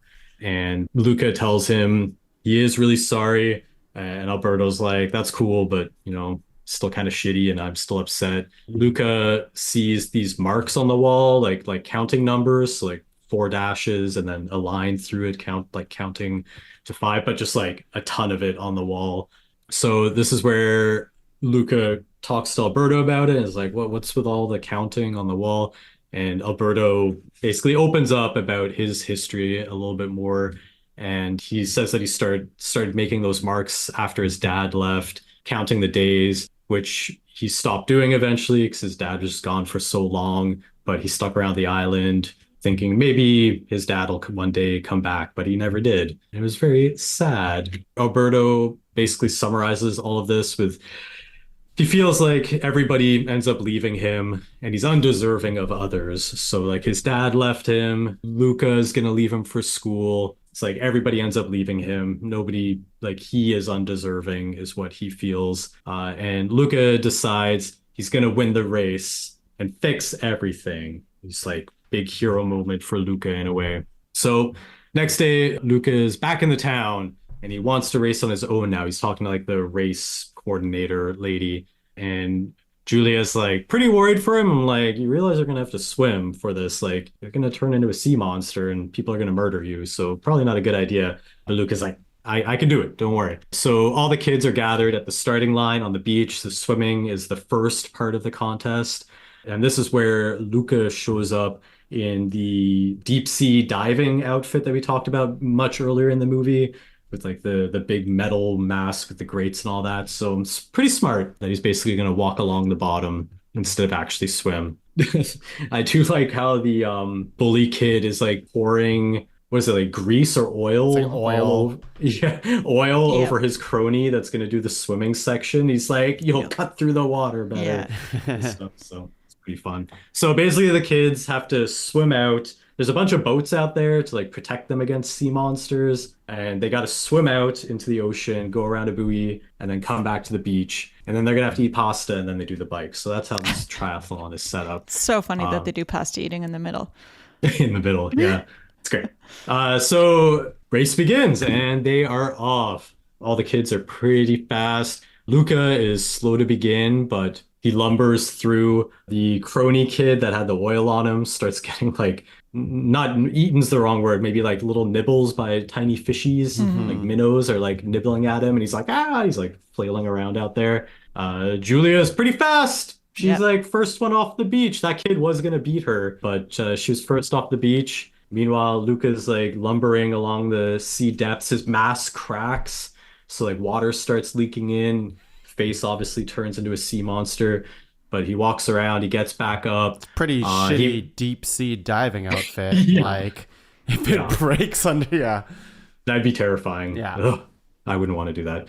So Luca manages to get through. When he comes out of the water, he manages to like hide his face and get it dry so nobody sees him. Not too big of an issue, really, even though you might think it would be, but not a big deal. So then they're eating pasta. Julia was pretty pumped about the pasta when it came out. I forget what type it was, but she's basically like yeah, spaghetti or whatever. She starts like shoveling it. Again, why would it matter which one it is? 'Cause it's just plain pasta. Some of them are easier to pick up than others. Tonight, we had listeners at home. Tonight, we had gnocchi for dinner, and it was just like Costco gnocchi So good. with some sauce on it. But I did notice, I even said to Brad as we were eating, I was like, it goes down the gullet so easy. You could just throw it in your mouth and swallow. I feel like if this pasta, maybe this is a hot take, but if this pasta competition was gnocchi, like you could just couldn't be fucking gnocchi. swallow. Couldn't be gnocchi, right? Like Gnocchi's a pasta. Yeah.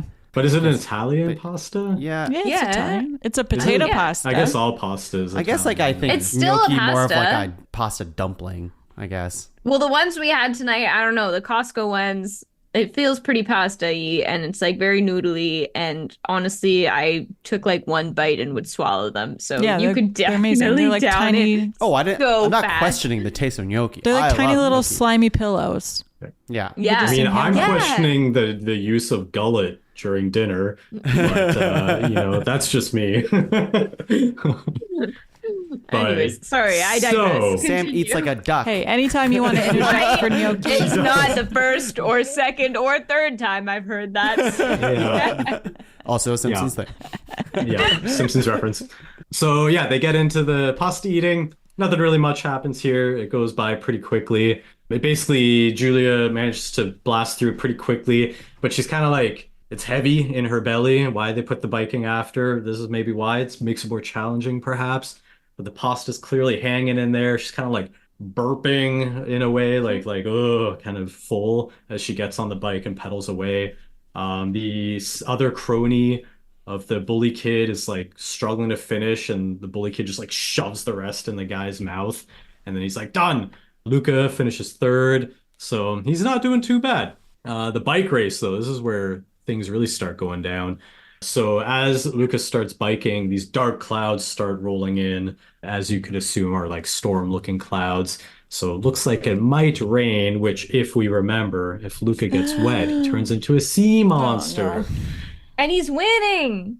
Well, he's in third, but he's not doing Okay. too bad at the moment. But almost this town winning. also murders sea creatures. They have art everywhere. Mm-hmm. It's a no-win thing. They all have harpoons. So this is where Luca finally manages to get by the bully kid. He's just ripping along. He is really fast. I know his mom was like, wow, Luca's fast. But the bully kid like passes Julia. She's like basically about to puke, it seems, from the way she's breathing and acting. So the bully kid kind of easily gets by her, and then Luca blasts by him. He's like, impossible, or what is it? Impossible. He's just like, what the hell? He finally has a challenge after all these years. But as Luca gets to the top of the hill, which is like the last little bit of this race, it begins to rain. And so Luca has to hide over this like awning at the top of the hill. And he's just like, shit, not now. Like I was so close to winning and everything was going to be perfect after that. So as he's there, the bully kid kind of coasts by him, making fun of him. But Alberto is coming up the hill with an umbrella. And he's like, he's this clutch moment for Alberto. He's going to save the day. This umbrella, the idea that Luca could obviously ride the bike with the umbrella and not get wet. But the bully kid, as he rides by him, kicks him over, and Alberto gets rained on and changes into a sea monster. Oh my gosh. Terrifying. So the bully kid like skids to a stop because there is that reward for the sea monster, which this kid does want. So he stops and he's basically gonna try to like murder Alberto. And Alberto's like, it's okay, don't worry about it. Kind of like in the first Man of Steel, the scene where the tornado comes and the dad's like, no, don't, it's fine. And he like, the tornado takes him. It's basically that kind of moment here where Alberto's like, you stay, I go. Yeah, it's pretty good. And so he's going to sacrifice himself basically so that Luca can live out his life and keep going. But Luca says, Silencio, Bruno, and goes forward. I don't think he actually says that. That's just what I wrote and what I was thinking in the moment. But so Luca bikes forward with determination in his eyes. And as he's biking, his like pasta strainer helmet that he had like flies off. The rain's hitting him. It's like slow motion of him biking hard, and he transforms into a sea monster and rips by Alberto and the bully kid and like grabs Alberto as he goes by, and they're ripping down the mountain. And then we get this like fun little bike chase between Luca and Alberto on one bike, the bully kid on another, and then Julia's coming up from behind, trying to just like calm tensions basically and like save them. Julia sacrifices herself pretty much, takes out the bully kid's bike. They fall. Alberto and Luca see her go down. They're like basically at the finish line. The ocean's right there. They're almost free, but they saw that Julia fell down, so they stop. And instead of saving themselves, they'd run back to help Julia up. And they're like, oh my God, are you all right? Like, what a fall. So yeah, they went back for their friend. And at this moment, I mean, they are sea monsters, the two of them.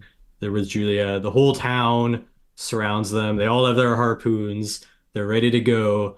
But the dad is there. And you think he's maybe like with them. That doesn't last very long because he then steps forward and he's like, I know these two.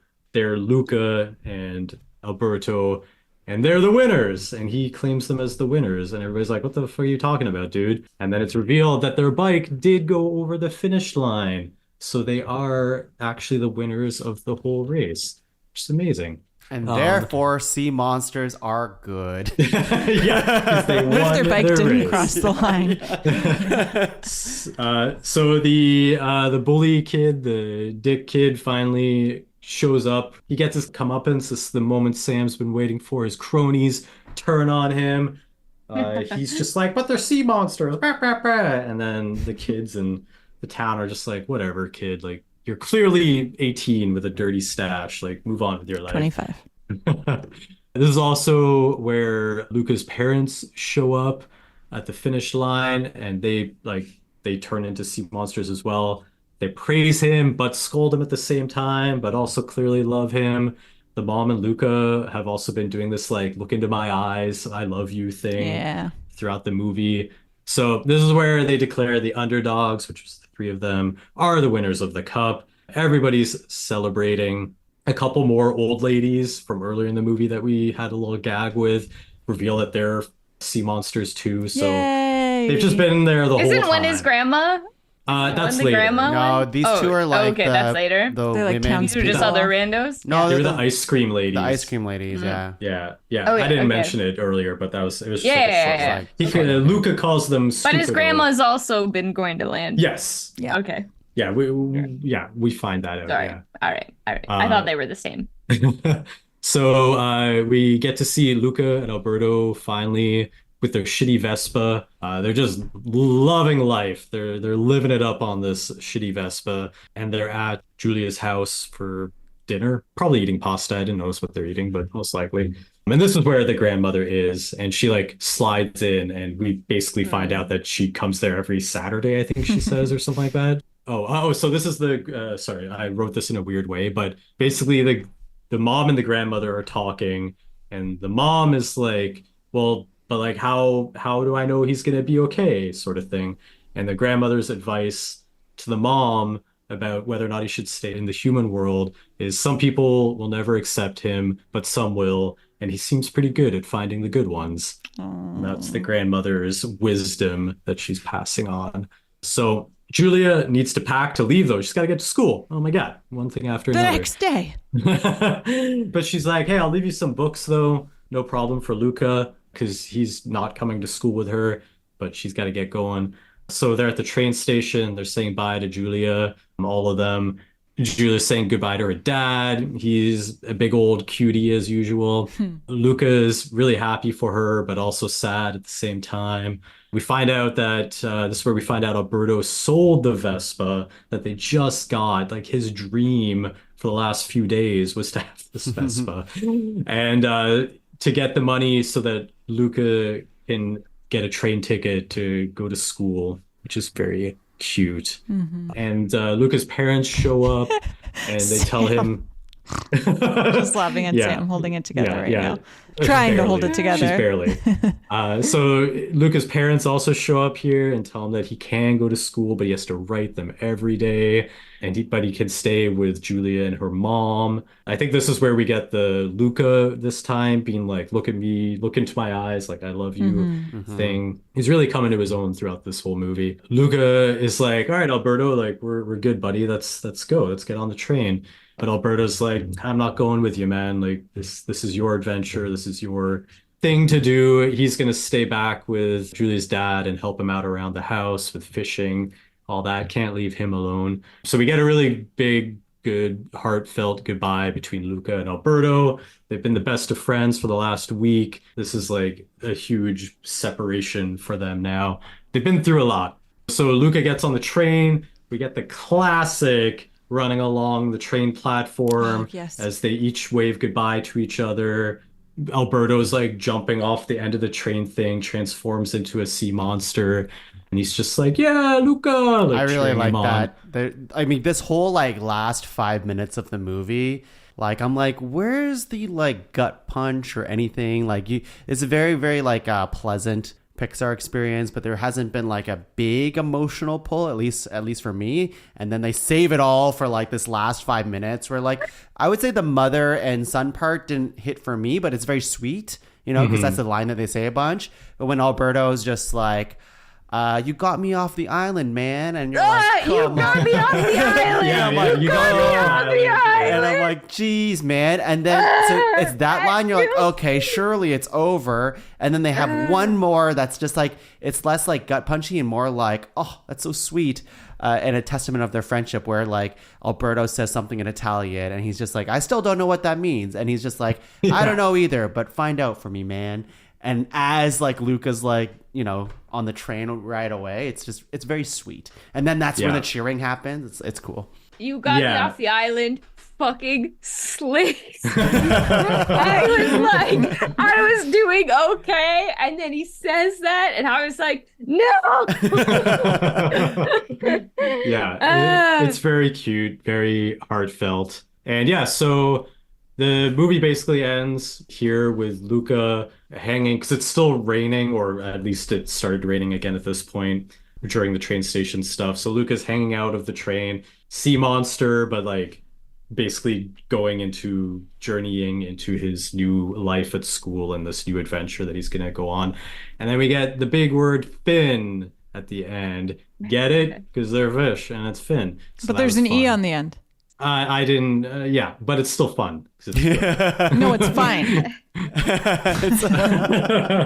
As in, we're all going to be fine. Oh my God. So Then you get I thought the credits were really nice. I feel like with maybe Soul it was, or the previous couple movies, at least with Onward for sure. We were like, oh, these credits kind of sucked. They were just like a song over Yeah, I scrolling don't credits. remember But these them. ones were good because you get kind of a peek into life for Luca at the school and with Julie and her mom and like that kind of stuff. You also Hmm. see Alberto's life with the dad and them like writing letters back and forth. So you kind of get a bit of a what is it like not epilogue in a Hmm. way during the credits, which is nice. I did catch at the very end it says produced in our slippers around the Bay Area by Pixar 'cause this was like during COVID. Cute. So that's fun. And then we get the after credits. Did you guys see the after credits scene? Did we No, see it? I thought we skipped ahead and we didn't. What was it? I don't think we saw it. No. no. So you get Ugo. Was that what we decided his name was? Yeah, Oh Ugo. yes, The Hugo. see-through fish guy. So it's him just being a creep yet again, talking about how great the darkness is and how you're gonna love it here and the whale meat's floating around, blah blah. And Actually, in the how every darkness. yeah, and how everybody thinks he's mad, but he's not mad. Everybody else is mad, and he's just like going on and he's like rambling. And then basically it ends with the camera cutting to he's talking to, and it's Giuseppe, the fish that kept wandering off at the Oh, beginning Giuseppe. is there and then starts wandering off again to the side. And He'll that's make the his way. movie. That's the movie. There we go. That's There it Luca. is. Let's go right into Sam's take here. Sam, what do you think of the Oh, movie? good. I'm glad we're starting with me. I have a lot to say. Oh, I love this movie. I feel like it is like way up there for me. I love it because I think it's cute. I love it because of the colors and it's fun to watch. I love it because it's like actually cartoony and is not always doing this realistic like we're real people. Like if it's so graphic and like above land, like the way they animate them, the way they're designed, it just gets to be a cartoon. Like this movie is more of a cartoon than I think any of them have been, I would argue, thus far. And so it feels very cartoony, but also has heart, and it like uses those two things in the like most perfect way for me. I also like to read it and like feel like I said early on that it was like people kind of like were like hypothesizing. Anyways, people were like, "Ooh, is this going to be like hypothesizing. yeah, was this Sea going to be a queer shanty. love story? Is this going to be a sea shanty for like a queer love story?" And it like you could say it's not, but I would argue it is. I think I read this movie as a like queer coming of age story, and I think when you look at it that way, it's even stronger. And again, it's like art, it's open to interpretation, which I always love. But I do think that this is like two boys that are kind of outsiders, and I think the sea monster and the like going into the world is a queer allegory, and I think it works just so well in this movie. So for anyone who says it's not, it's like sure, but it works really, really well. Mm-hmm. And like the parents are really concerned about like him going in and how people are going to accept him. And I feel like Julia is just this ally of somebody that they didn't expect to meet, where they're like, no, she loves them and is like their friend right away. And they're like, oh, and for the grandmother at the end to say, like, he's pretty good at finding the people that do accept him. It's like, yeah, they did that with Julia, and like they'll keep being able to do that. And I think the boys' reactions, especially like Alberto with that like that dramatic scene where he like goes Yeah. into the water and he gets betrayed, it's like, you Mhm. know, he is grappling with it maybe more than Luca is. Luca realizes that he is an ally, and Luca realizes that he can like maybe be himself, and maybe he can go to school, and maybe he can live this life, where Alberto is like just like a step behind still, and like maybe they're just like not on the same path, but they're like struggling with the same struggle. And I just love that story for them. And the fact that Alberto's dad just like left is like so sad. And it's Mm. like ambiguous to whether or not like he was a sea creature or not. Like they don't really get into that. And I don't think they need to. But it's like he left because reasons. And like maybe he didn't accept the fact that Alberto was like a sea creature. I don't know. Who knows, right? And so the fact that he has this other father figure that like takes him in, I think is like super cute. And it's kind of like a found family story in that regard. So I think that's really cute. I mean, I think there's moments in this movie for anyone who's like, this is not that. I'm like, okay, but running alongside a train in the rain, you're gonna tell me that's not a romantic moment? Like, there's so many moments in this movie. I'm like, yeah, this is a fucking romantic moment. Like, don't tell me it's not, because it very much is. And I think it's just like a very, very positive, cute. I think it's a story. I don't know, worth telling, and it is fun. And at the like base, like, yeah, maybe it is just a story about three kids trying to win a Vespa.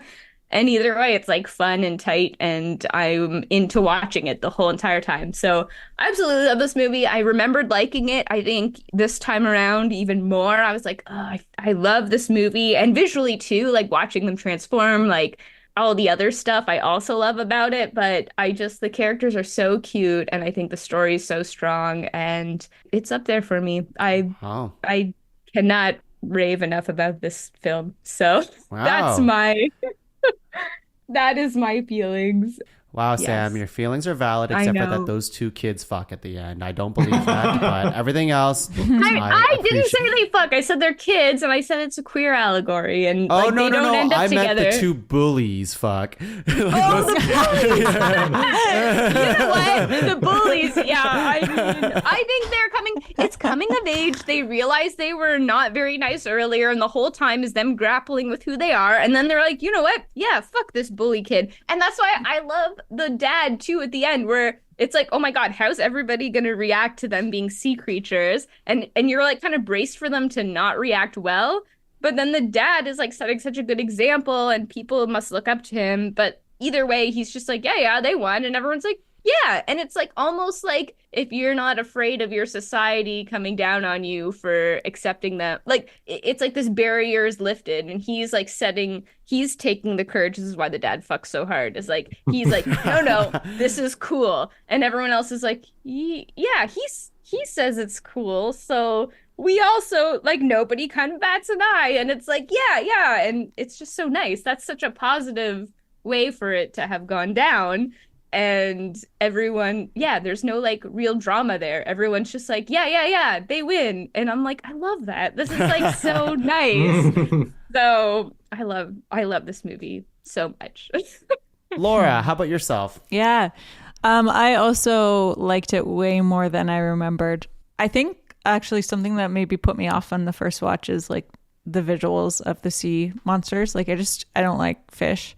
And so it's like the scaliness and that kind of stuff. You don't like fish or birds? You don't like birds. You don't like fish. It's their ability to move limitlessly on three planes. Like gravity doesn't matter to them.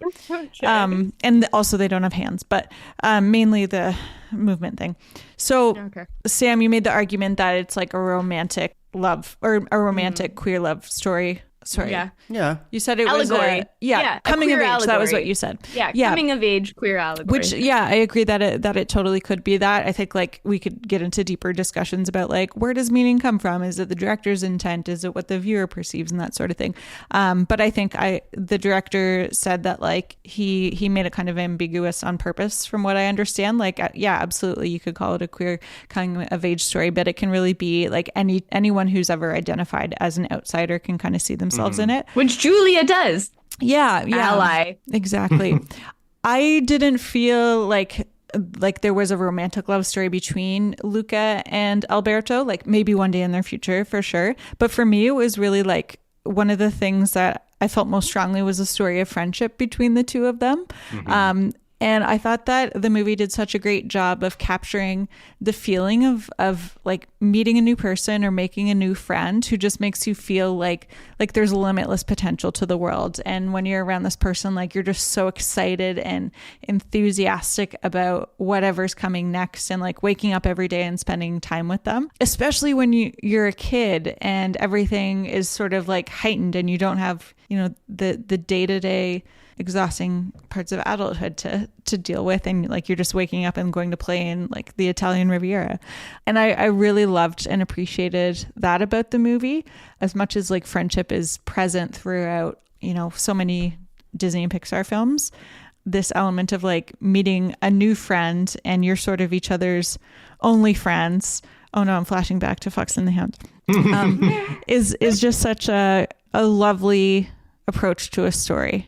Yeah, and I mean, at the end of the day, I was like, what would I change about this movie? I got no notes. Maybe they wouldn't be fish. Maybe it would be a different kind of thing. But I did like the Little Mermaid shout outs. So maybe they had to be sea monsters.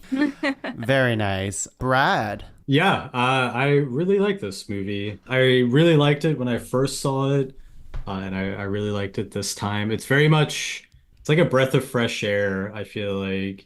The only thing I will say is it doesn't feel like a Pixar movie. Like, I could have watched this and you could have told me it was like some indie film. Like, it feels more like an indie low budget. Well, not low budget, but it just doesn't really feel like the grandiose Pixar stamp that they've been doing for the last like 10 years. But I do think this is one of my more favorite movies. I know like Tung, you and Laura were saying that you had almost forgotten about this movie, but this was one that I was really looking forward to getting back to watching for quite a while. When we started doing this, I was just like, yeah, Luca, like I really like that because it's just fun. Like, I don't know, they're kids eating pasta, trying to win a Vespa. It's like ridiculous. It's a good time. I enjoyed that. And I was like skimming back through Pixar's catalog just now, kind of thinking like, when was the last movie that was just like a fun romp, like a fun cartoony Not about romp? a job. Not about it. They're Well, fishing sometimes, but just not like dark, not super Yeah. heavy, not like overly serious. And I was kind of going backwards, and I feel like probably Monsters University, I could maybe argue, which is like almost 10 years before this movie. It was 2013, and this one was 2020, 2021. Yeah. So, because like all the others, like Soul, very heavy. But I did say in that one, it was cartoony. Onward, not cartoony, also pretty heavy. And then like Toy Story 4, Incredibles 2, Coco, super heavy, Cars 3. So like, I don't know. It was just, I remember when I saw this, I was like, oh, this is like, it's just so fresh compared to what we had been getting from Pixar. I love the animation. It's so cartoony. If people haven't seen it, a while back, like years before this, there was a proof of concept made for a Popeye movie, a 3D Popeye movie. It's definitely not the same as this, but the cartooniness and the snappiness of that animation, and like they hit a lot of profile angles on this movie, I noticed. So like usually in cartoons, you want to keep characters like some kind of three-quarter so that they feel more volumetric and you can kind of see both eyes and see where they're looking. But on this movie, they were really snapping into profile a lot, hitting really big poses. Their mouths were really big. Like they were just really going for the cartooniness, which I really, really liked, especially after movies like Toy Story, Onward, and Soul, where stuff was, as much as it's cartoony, it's also very grounded and realistic and very Pixar in that case. So yeah, again, I totally agree with basically everything Sam had said. I didn't catch like the gay allegory stuff. I could see it totally working and fitting with the movie. But as Laura and Sam said, like I do think the great thing about this movie is that it can speak into so many different things and speak to so many different people. And so yeah, I would highly recommend this movie. I think I would agree with Sam that this one's really up there for me in Pixar movies. It's not necessarily one I'm going to throw on all the time, but it definitely, it's, I don't know. It makes me feel like a kid again, I guess, when I watch it. Like, it's just such a fun time. it captures that so like the fun they're having when they're just like dicking around on their Vespas. It brings me back like so much to like dicking around with my friends and just doing stupid shit. And I'm like this, I feel it, and it's so good. It's like so low stakes. It's just they're doing a triathlon where they swim, bike, and eat spaghetti because they want like, I don't know. It's just such a fun little movie that it's very cute. I really like it. Yeah, that's what I would describe it. Like, I'll go into my thoughts here. Like, it is a little movie, and not trying to make that a bad thing at all, because like we've had a lot of like existential type of movies, like what if, like you like what does the soul mean to you? What if like our feelings had emotions, and what is in the afterlife, and all these things, right? So what I really appreciate about this movie is just how small in scope it ultimately is. Like, you put all of the sea monster stuff aside, it really is about these kids trying to win this Vespa, but like that is what I would consider an important thing if I was their age. If I was but put in also their... fitting in. The boys have to but- like learn how to eat pasta and fit in. Oh yeah, I mean, just the actual like, I guess like goal of the movie is to that is the goal of the movie, is to win this very small tournament. Yes, there are things along the way, of course, like learning to like fit in and all these things. But I just really appreciate the scope of it because, yeah, we do have this day and age just like, how do we make things bigger? And sometimes less is more. And I think that's what this movie achieves.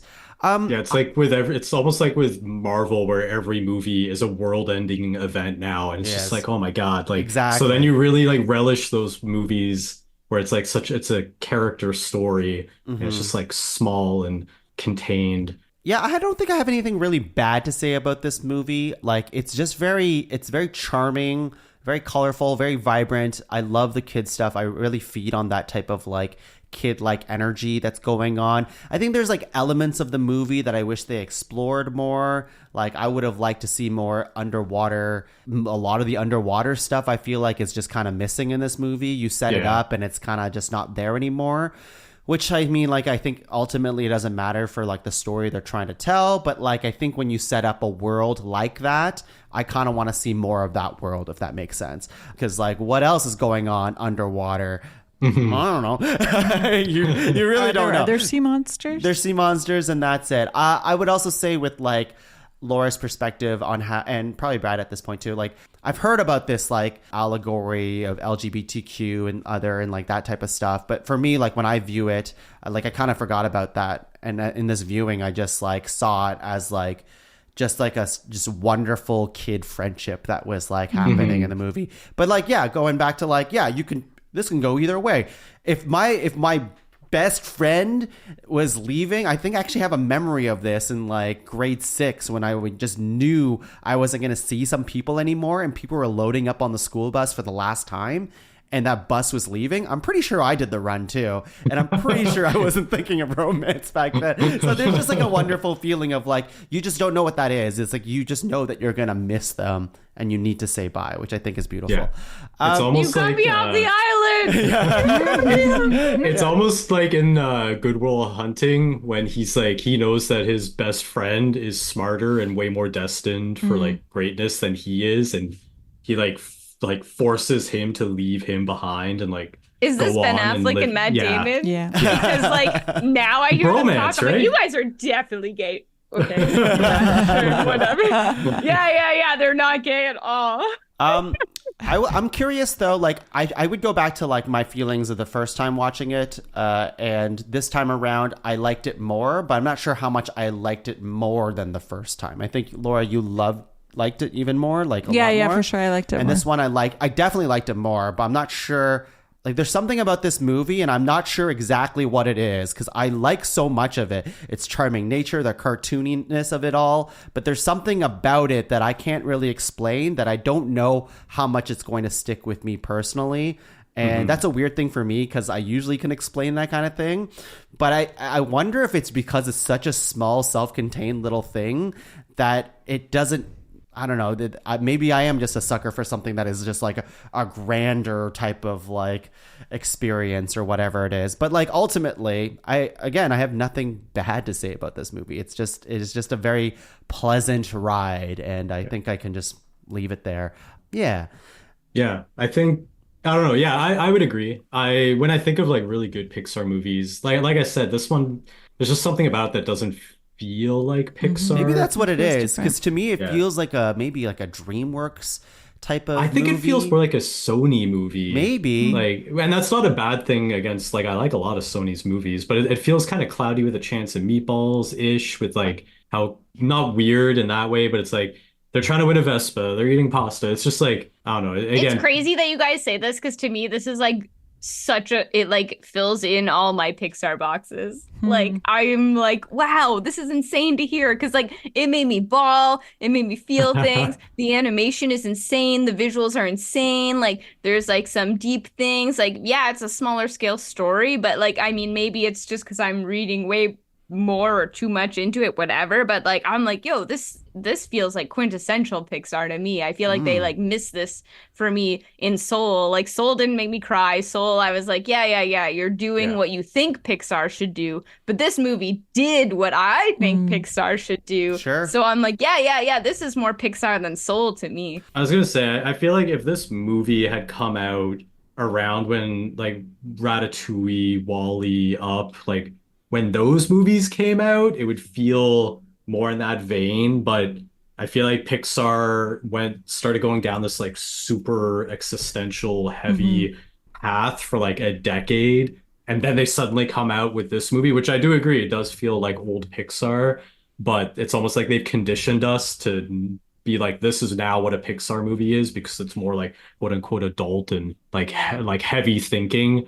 And then they're like, yeah, but here's just like a fun little romp. And they like throw it in. And it came out like during COVID out of nowhere, it felt like. And this came one and went. certainly feels more geared towards children than like, I mean, like you can make an argument that all Pixar movies are geared towards children, of course. But like there's elements of like a lot of these Pixar movies that are like, it's for both of us, where like Soul is a great example of that. Cause like, I'm pretty sure kids are not thinking about their soul. You know what I mean? Yeah. But like in this movie, you really, as an adult, have to put yourself back into the place of how you were when you were a child, which is, you know, very easy, I think, for this group to do. I'm not sure where I'm leading with this point, but I just, in that sense, it doesn't feel like, because Pixar's always been trying to do both for so long, that like when it's just mostly, and at least in my mind, specifically aimed towards a younger audience, it just feels a little different. That's all. I think when Pixar's at its best, it's not. And I think this is animation in general, and I don't want to put this on Pixar, but maybe Disney. I don't know. I think animation, and I will always argue, is a medium that is it's not just for kids, right? Like no, but I didn't say that though. I don't think so. No, I know you didn't say that. I'm just saying Pixar in general is like trying to like find this line where they're like, well, it's good for adults, but it's good for kids, and it's good.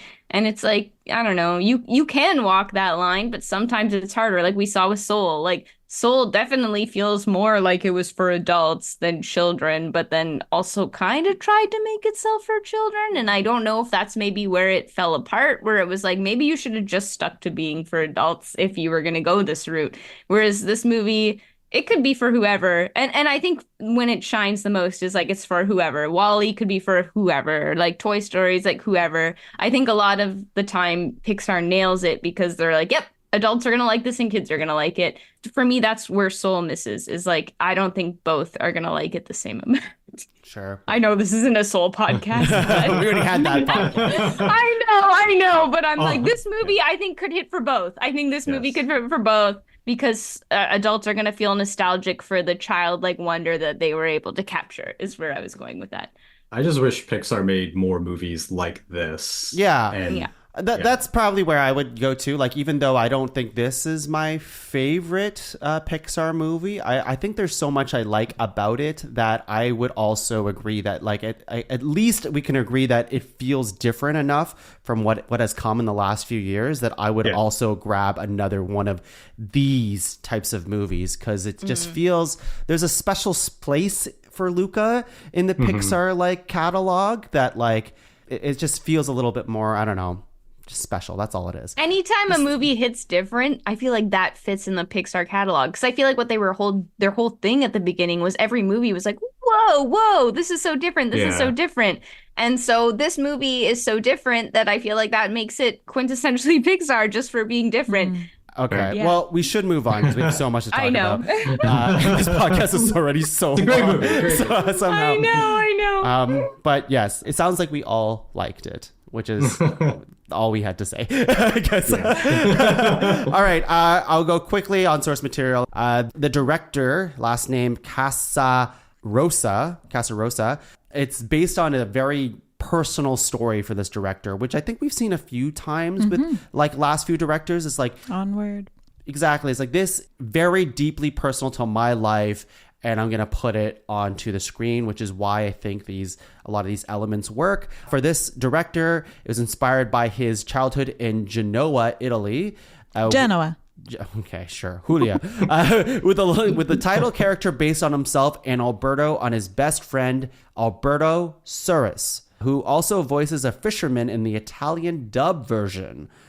So like the director talks about how he spent a lot of time on the beach when he was young. He met his best friend when he was 11. He was really shy. And then his best friend was a big troublemaker. And then they went into like a bunch of hijinks together growing up. And then he talks about like the influences of the movie. Maybe this gets into particulars a little bit, but I'll just kind of touch on a little bit. Where he drew on like a lot of like, there's homage to like a lot of classic Italian filmmakers, but specifically one that I thought was really cool was, okay, well, there's one that says Wes Anderson, but the one that was the one that I think of now is there's Miyazaki stuff in here.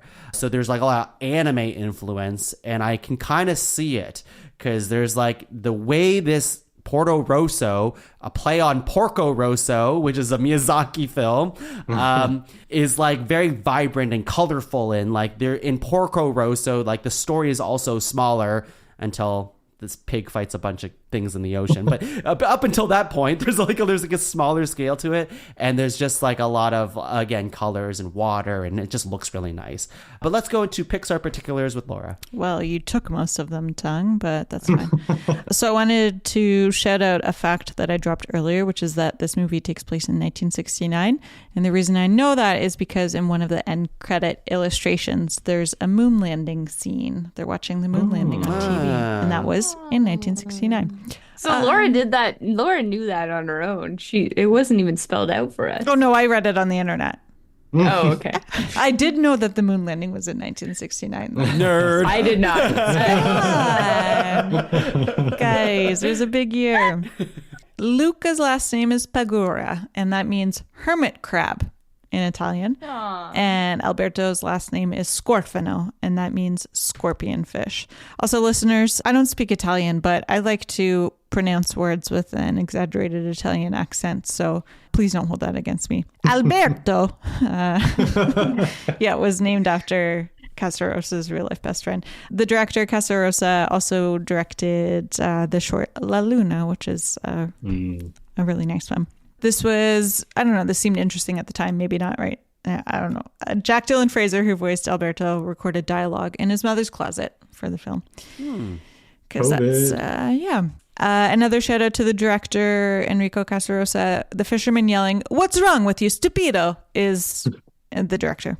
That's his voice. In addition to the Miyazaki inspiration that Tung mentioned, Federico Fellini, a famous Italian director, was another huge influence of this film, and the film Stand By Me as well, which I kind of get that vibe of like childhood adventures and being off on your own. The pasta that they reference a lot in this film, tronette al pesto, is a flagship dish of Genoa, which is where the director comes from. Tung mentioned that Porto Rosso is a tribute to Porco Rosso, but this isn't a fun fact I found online. This is something that my brain made the connection on. So it's set in the Italian Riviera, and in the Italian Riviera, there's Cinque Terre, which includes Manarola, Cornelia, Vernazza, Rio Maggiore, and Monterosso. So Porto Rosso, Monte Rosso, and then another city on the Italian Riviera is Portofino. So Portofino plus Monte Rosso,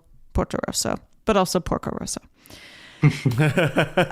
Our old friends, the Pixar ball appears on a rooftop as the bike race gets underway. The Pizza Planet truck is sort of on like Pizza Planet truck skin on... Oh, what is the name of this? I misspelled it here. I want to say Piaggio Ape, which is like a type of truck that has one wheel at the front and two wheels in the back. Oh. It's like a tricycle truck. So it's parked on one of the streets in Porto Rosso. We see A113 show up on a train ticket. And an extra shout out this episode, there is a train that's numbered 94608, which is a zip code for Emeryville, the location of Pixar.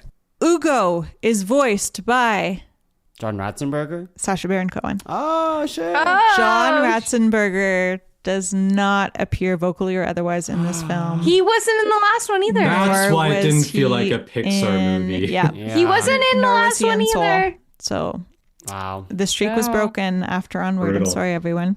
And those are my particulars. Did you look up how to say Julia? Because I thought Laura was pulling it up. I thought so too. The loud, scary human said he got his Vespa. It was Julia. rough. It was rough. Julia. I could hear it, but it was She rough. very clearly So, I said, don't know. Julia. All right. Fine. Okay, Julia. Do you want me to find another one? Yeah. I'll find No, another one. I don't. I don't. I we don't. believe you. We believe you. She introduces herself just after this. Julia. Julia. Julia. It's probably Julia. Now I'm second guessing myself after all making fun of you for this After time. all of this. 2 hours later. I've changed a lot over the last 2 hours of this podcast. Oh my god. Okay. Oh, here, she's going to say it again herself. He got his Vespa. Julia. I think Julia. Julia. My name is Julia. Julia. She Ah, says Julia. shit. My name is Julia. It's All Julia. right, whatever. Brad, you should have Well, stuck with me. I split it 50-50, you know? All so right, all You should have right. stuck with I'm your guts. covering all my bases. Never trust Sam and Tongue. I get Hashtag it. Team Julia. Let's go right into animation angle. Okay, Brad, Sam. that's me. It's me today. I've been benched, but I've taken this upon myself. I'm gonna get through it quickly in the honor of time. So I feel like we already kind of talked about how this movie, they're more graphic. I feel like I talked about that's something I liked about it. The designs, it all just felt different. So kind of fun that like Luca is like a circle. If you look at his head, it's like more circle shaped. And Alberto is more bean shaped. And then Julia is more triangle. So we've got variety in shapes in the characters' heads, which is just fun because variety is a big thing in animation. And yeah, and I'm sure there is variety in other movies, but I feel like it's just like more obvious in a graphic film where they're doing those shapes. Okay, so this one, Tongue, you were saying you kind of wished we'd seen more water stuff, which is valid. I think the contrast of the animation between land and water is fun because in water, like you definitely have to have everything moving at all times to really sell that you're in water, whereas on land, especially with this graphic style they've chosen, they could like hold poses more and really like find a pose that's like really readable and cool and stick with it versus in water where they had to like move a lot more. So doing this new style that they've kind of like leaned into for this movie definitely works better on land. And that's probably why they did more on land, because they could get away with the more cartoony stuff there. Yeah, the underwater stuff is like animated more fluidly. Yeah, When they it's get on very land, more it's, classic like, snappy Pixar. and powerful and fun. I just have to pause. Laura's karate chopping me right now. I don't know and what she's doing. I'm doing snappy movements. Oh, It's that okay. espresso. It's like, oh, snappy. I had an espresso. All right, all right. What is this? Yeah, okay, very snappy karate chops. Good. Thank you. I'll speed read this a little, but another big thing for this movie was, and we talk about style a lot, is stylizing the water. The water above surface was very stylized. So, I mean, typically Pixar has like, I don't know if generator is the words, but whatever. They have their things that they can make water look really good. We've seen it in a million movies by now. But in this movie, it was like, no, we're like going for a specific style. It's not just going to be our water simulator. So it was much more of an involved process. They had to like do sketches and figure out how the ocean is going to look, what the like splashes are going to look like, what everything is going to look like above land. So they handcrafted all of that so that it could kind of be like pasted over top the simulation. So they did still simulate the water, but then there's a lot more added on top to give it that kind of like flourish and style that we see in the movie. And they said, I have a quote here, "We tried to capture the simplified and sinuous shapes of the reflections that we found in Japanese woodblock prints." So they're looking at a lot of like weird different like, you know, art sources for this. Tongue already kind of talked about how there's Miyazaki influence. There's also Aardman influence here for Wallace and Gromit fans out there.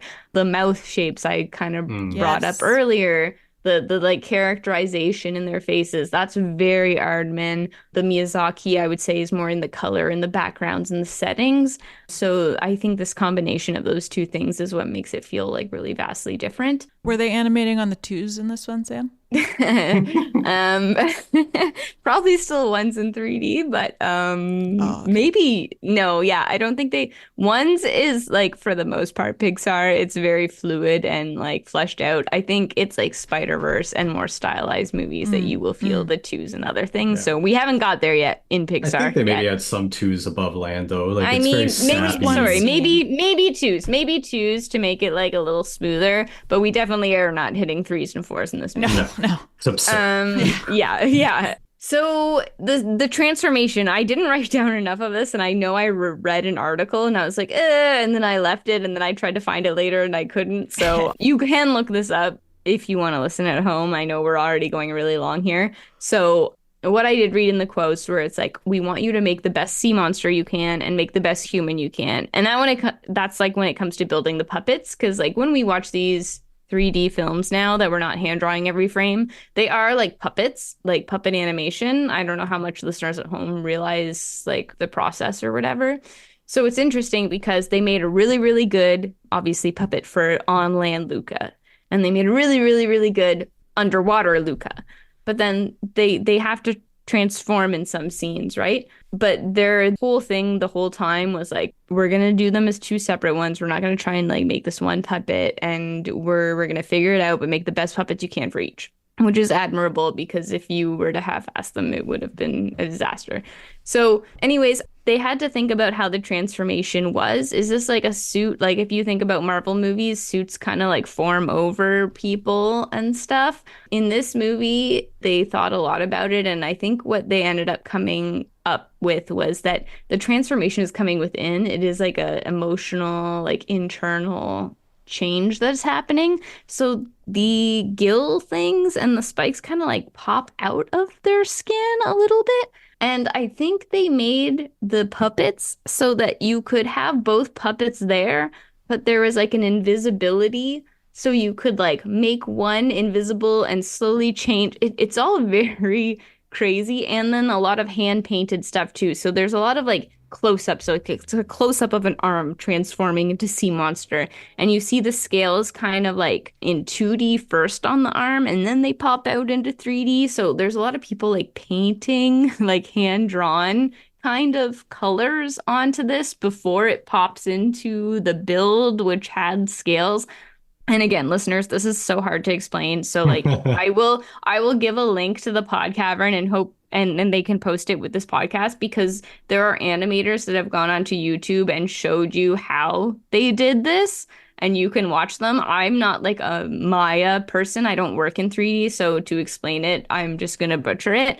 But there are people online that will show you like exactly how they did it, which is really interesting to me, because a lot of the time this stuff is kind of like brushed aside or like behind a curtain. But it seems like there's actually stuff out there that shows you how they did this, because it is really interesting. They did have to like really get creative with how they were going to do this, because transformation, like Beauty and the Beast, they're just drawing it, right? You're just doing it. But in 3D, it's like, yeah, you have to really problem solve, and it's like becomes more puzzly. So there's definitely more research you guys can do on your own, because this is an audio format and I cannot show you how it works. And I like how they simulated it. They made it so the artist could control it. Because like you were saying, it's like a transformation, like an emotional transformation, not like a static one that just happens. So the animators could control like where the transformation starts and how fast it moves. And if it's going up, like when he first comes out of the water and it goes slow, it's like going up his hand, from his hand up. But then later it like explodes from like his heart out kind of thing. And it's very cool. Yeah. Like normally, I have a note here that it's like normally this kind of stuff is done in After Effects, but in this movie, they're like, no, like this is like part of the animation. Like this is like a part of the process. So it's not an After Effects. It's not an after thing. It's like, it's part of the animation. So it's like it's a whole big task, which is like honestly very impressive. And that's probably why like they don't do it more, and the moments that they do it is really like highlighted and cool, because like to do the transformation between human and sea monster is so involved. Like you are animating every scale basically turning on. Like it's so many more clicks. It's so much more manpower. So it's really it's super fucking impressive.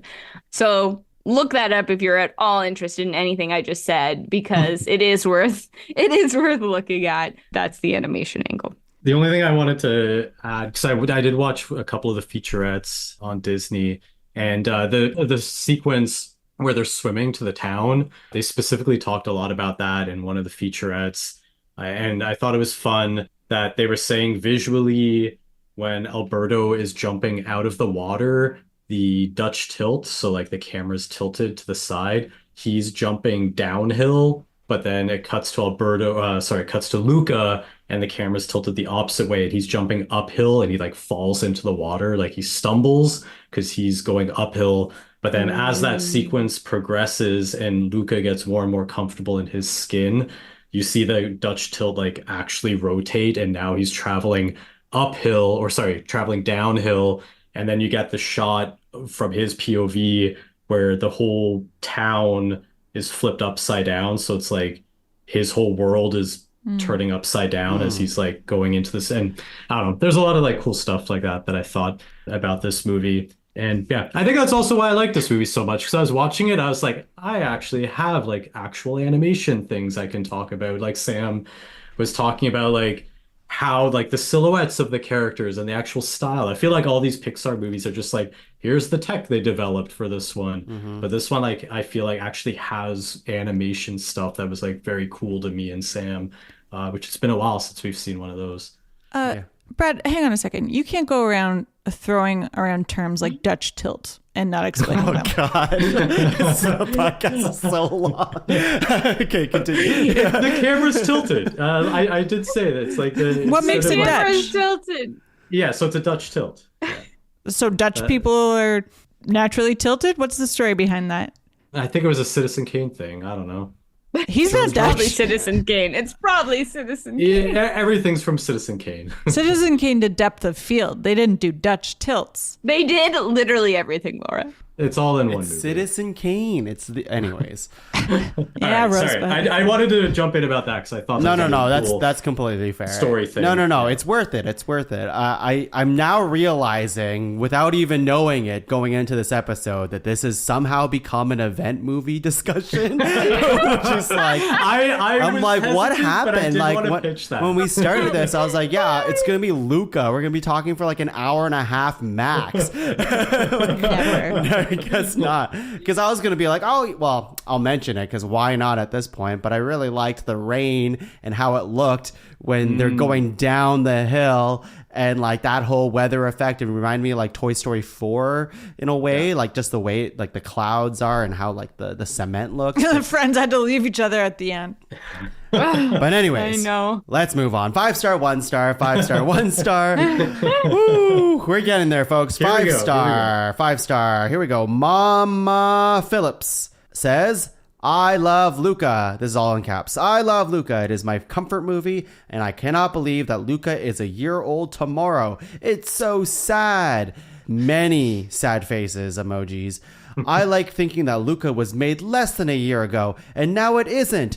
I love Luca. And then like 20 more exclamation marks. I'm not okay. It is actually so beautiful. It's just that the animation is so amazing and perfect. ...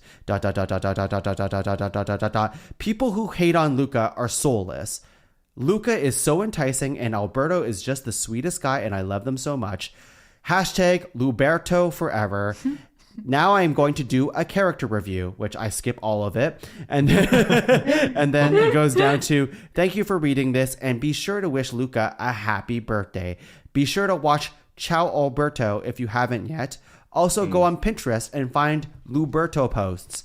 And also look at Mindy Arts on TikTok. She's super good. I'm not sure what that is, but there you go. And then also a quick 5-star from Young Rapper. It's cool. I love it. It's very interesting. When you're bored, you can watch it. Trust me, it's very interesting, so watch it now. This is my favorite movie in the world. I've seen it 2 times. And that was a 5-star? Yeah, that's a 5-star. Okay. I thought that was going to end with 1 star.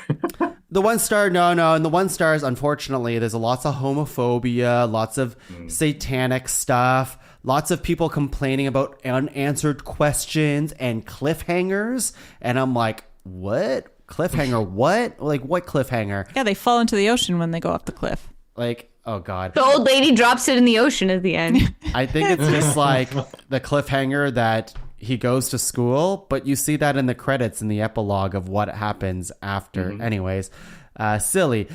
Here's one from BP. Disturbing what other motives in the storytelling covered up by a mediocre storyline. That's the sentence. Doesn't make much sense. Clearly devil-led. Hell is located at the bottom of the earth, so no coincidence that the sea monsters have reference to this. Not suitable for young viewers. As a Christian, I can see the truth behind this film. Shame on Disney Pixar using its power to be a bad influence, totally corrupt and evil. Children should not have this deception entering their minds, neither should adults. Disney Pixar have lost their roots. Roots is spelled R-O-U-T-E-S.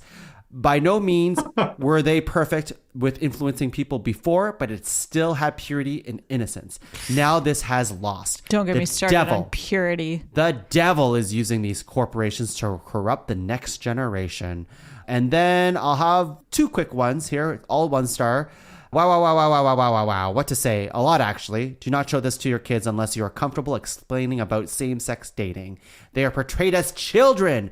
Children do not need to date anyone. There's no dating in this movie. I have nothing They are against this children. movie. And, But it is not... heterosexual people have crushes before they hit puberty as well. So, Sure, go fuck yourself. I feel Oh, my like God. a lot of these people need to look inward to themselves. Yeah. The last part of this, I have nothing against this movie, but does not belong in a children's movie. Dating children with other children. Oh, my God. Anyways, they're not even dating. And They're not dating. What the hell? Pal Kenobi, the last one, very quickly. Kind of sad, but kind of funny. My friends made fun of me because I resembled the villain. And if anyone finds the picture they took of me, I will rate this movie less. 1 star. Oh, my God. Let's go right into a hot takes. Hot takes. Brought to you by Massimo's Cooking, maybe. Yeah. Yes, All right. Anything else hot? I don't think there's anything else that's hot. Massimo. Yeah, Massimo. Ugo. No. Laura, hot take. Yeah, you know the suspicious cat? Yes. Yeah. Love it. Machiavelli. Sus in boots? Is that something? Sus and boots. I Sure, don't know. I'm gonna give it to her. I'll give it to her. Okay. Brad used sus a lot in the summary, so I think like you did describe the cat as sus as well. So I think sus It and was boots. very sus. Yeah, Yes. yeah. Sus in boots. All right, Sure. Brad. No, I worked him in as I went. Like the no shoes thing was fun, and how the parents learned to walk immediately and little things like that. This movie's pretty perfect though. No problems. Wow. There it is. Disagree. Sam. Hot take. This movie is better for water visually than Avatar 2. Wow. Wow. Damn. You tell that to James Cameron. Jesus. I will. Is it better than the Avatar ride at Disney World, though? Different. I can't compare. That's Yeah, fine. very- That's fine. I'll allow it. Yeah, Laura. yeah. Can you guys say Luca's best friend's name again? Alberto. Brad? Alberto. Sam? Alberto? No one is around the world are shaking their fists at you. It's Alberto. Alberto. Okay.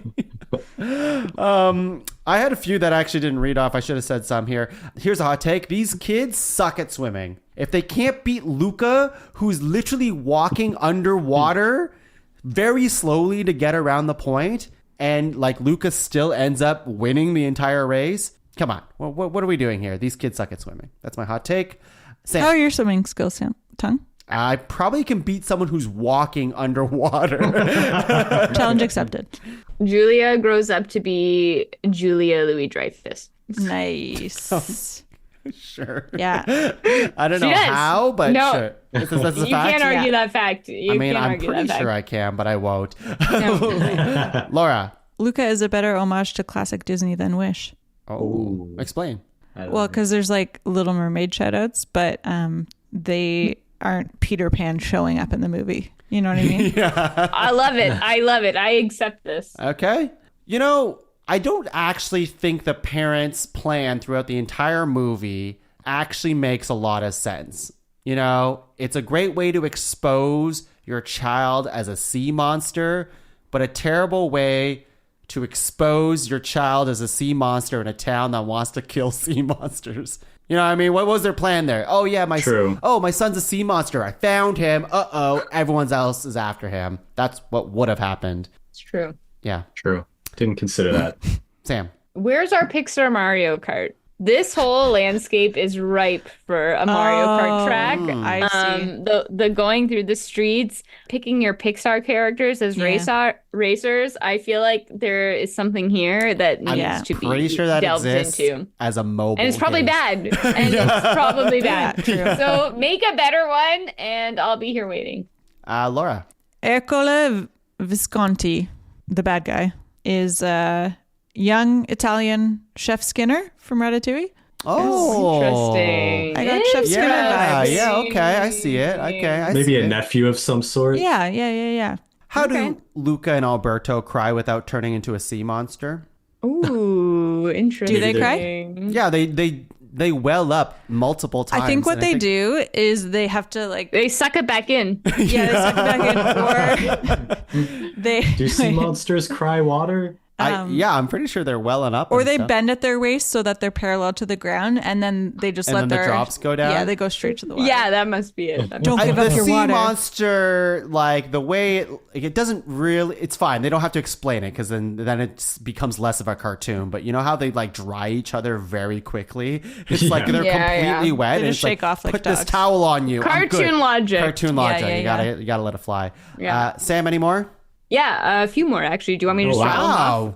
I know. I'm super impressed with you today, Sam. Sam should be on the I bench know. more often. I'm on fire. This guy's done something to me. Okay, next one. The boys loving Vespas walked so that Ken loving horses could fly. Same energy. Same Kenergy, Sure. if you will. Sure. If you will. Love it. I dated an Italian, and the way they look at you when you're eating pasta wrong, this is 100% correct. You will never feel more judged in your life than eating pasta for the first time in front of an Italian person. I also said gnocchi at like lunch at work last week, and my boss, who is Italian, she says, and she was just like laughing at me, and I'm like, why? And it's like gnocchi, because like Italians love to correct you if you say their pasta wrong. It's gnocchi. No. Gnocchi. Yeah. Okay, gnocchi. Yeah. No. Gnocchi. Yeah. Yeah. No. Yeah. Interesting. How do they pronounce Gnocchi. Alberto? I don't know. Oh my god. Gosh. It's gnocchi. All right, second last we have here. Maya Rudolph is the animation mom. In a way, Chris Pratt will never be animation dad. Oh my God. Geez, Sam's on fire. Save your last one. Damn. Laura, what else do you have? Paper exists underwater. How? Laminated. But like the drawing of the Vespa made it through the sea from the island to Porto Rosso. Yeah, I don't know. I don't think he had his hand above water the whole time. It was underwater. Also, it is very cute. We didn't mention it, and we don't have to linger on it. It was very cute when the drawing that they make together of them on a Vespa, it looks like a sticking around characters, a little like sketch. And then Alberto like fixes it with tape and be like, you know what? We are friends. Give it to Luca. Very cute. Yeah. My last hot take, it's more of a hot question here. We'll do a quick round of this. If we were in this triathlon where it's swimming, eating, and biking, what food would you pick to be your fast eating food? It can be anything. It doesn't have to be pasta. No, it has to be food. You know I can drink cocktails It fast. has to be food. What is it? I think it would still be pasta. I feel like lasagna. Like I could shovel lasagna. I think that'd be Lasagna? pizza for me. Yeah. Pizza? Lasagna? Chicken wings? I'm going You for... want to be able to maybe. shove it down Yeah, your gullet no, without not chicken chewing wings. too That's the much. complexity You don't of want to it. chew How about chicken too much. fingers? There's Brad? real technique in how fast you can Tongue, eat you it wanted 'cause of to the shorten bones. this, and this is a very crazy question. Well, I think it's worth asking. I have two more, so I'll do one before Sam. I didn't get to go. Oh, I'm so sorry. Yeah, Fried rice. I don't know. Yeah. Fair. Laura. I want you to close your eyes. Picture, audience, listeners, or Are your eyes closed? Thank you. Picture King Triton. Now give him legs. You ever done that before? You ever pictured King Triton with legs? No. It's weird, right? Because I put Ariel's legs on him when I tried it. What is this the hot take? Yeah, just because the parents came onto the land, and so I was like, "What if King Triton went on land?" Oh, I see the connection. Yeah. I see. Okay. My last one is more of a hot demand. I would love the Art of Luca book for my birthday. Oh, I see. Is this like you saying this to Brad? You saying this to us? She's just putting it out the there. world. in I'm the just universe, putting it out in the universe. I feel like I would draw from it, and You would draw from it. I would it's draw art. inspiration from it because it's art. Yeah. Draw. Wow. Are you also asking our audience to send you this? Literally, listeners, if you want to send me this book, yeah. If it even exists, I'm sure it does. Oh, but- it has to exist. It has to. Yeah. Brad's buying it right now as we speak. Yeah. Laura. The way Ercole sat on his bike told me everything I needed to know about his character. Yeah, Yeah, it's true. basically. It's very well animated. Explain for the people at home to just remind. Oh, just the way he was sitting on his bike. He's like a man you want to knock off a bike, you know? Yeah, his butt's like sticking outwards. Yeah, and he's like like- shaking it a lot. Power to cyclists who have their butts up in the air, but like it's not like that. It's not like that, you know? All right, I think that's it for hot takes. Yes. Okay. Well, Unless that's anybody's workshop Sus in boots. No? Okay. No. okay. Okay. Well, Laura, how about you go back to just picturing King Trident with legs while we wrap up this podcast? I am constantly. That's it for today's episode of Luca. My goodness, might be longer than any of our Pixar episodes, even the actual event episodes that we've like said this is an event episode. So I think by default, This is an event movie. is this an event movie? What Yes. happened? It's pretty it is. I'll give it that. Yeah. It's pretty incredible. I do really like it. This discussion made me like it more because maybe I had to like sit on it and really discuss it with you guys to make me appreciate Luca more. So anyways, Luca, next episode, I think we're going to turn red. Yeah. Yeah. And this is one I'm very excited about. If we're talking about like movies we're looking forward to We could revisiting. go into theaters right now to do it. We could do, man. Anyways, Turning Red's okay. next. It's going to be great. Hopefully. I mean, what do we say? I know it's We'll going to see. be good. I know it's going to be good. But until then, how about we get Sam, Laura, sing us out in a sea shanty? way, I guess. Italian sea shanty. It's not. They're all sea monsters here. Yo. I regret yo. Initiating this. You opened the door. There's no reason to No, fear. Laura, stop. Do, do, do, do, do. Ooh, ew. Wait, no. Damn That's it. Disney. I messed it up. Na, na, na, na, na, na, na. Yo. Oh, God. Silenzio, Yeah. Finding me.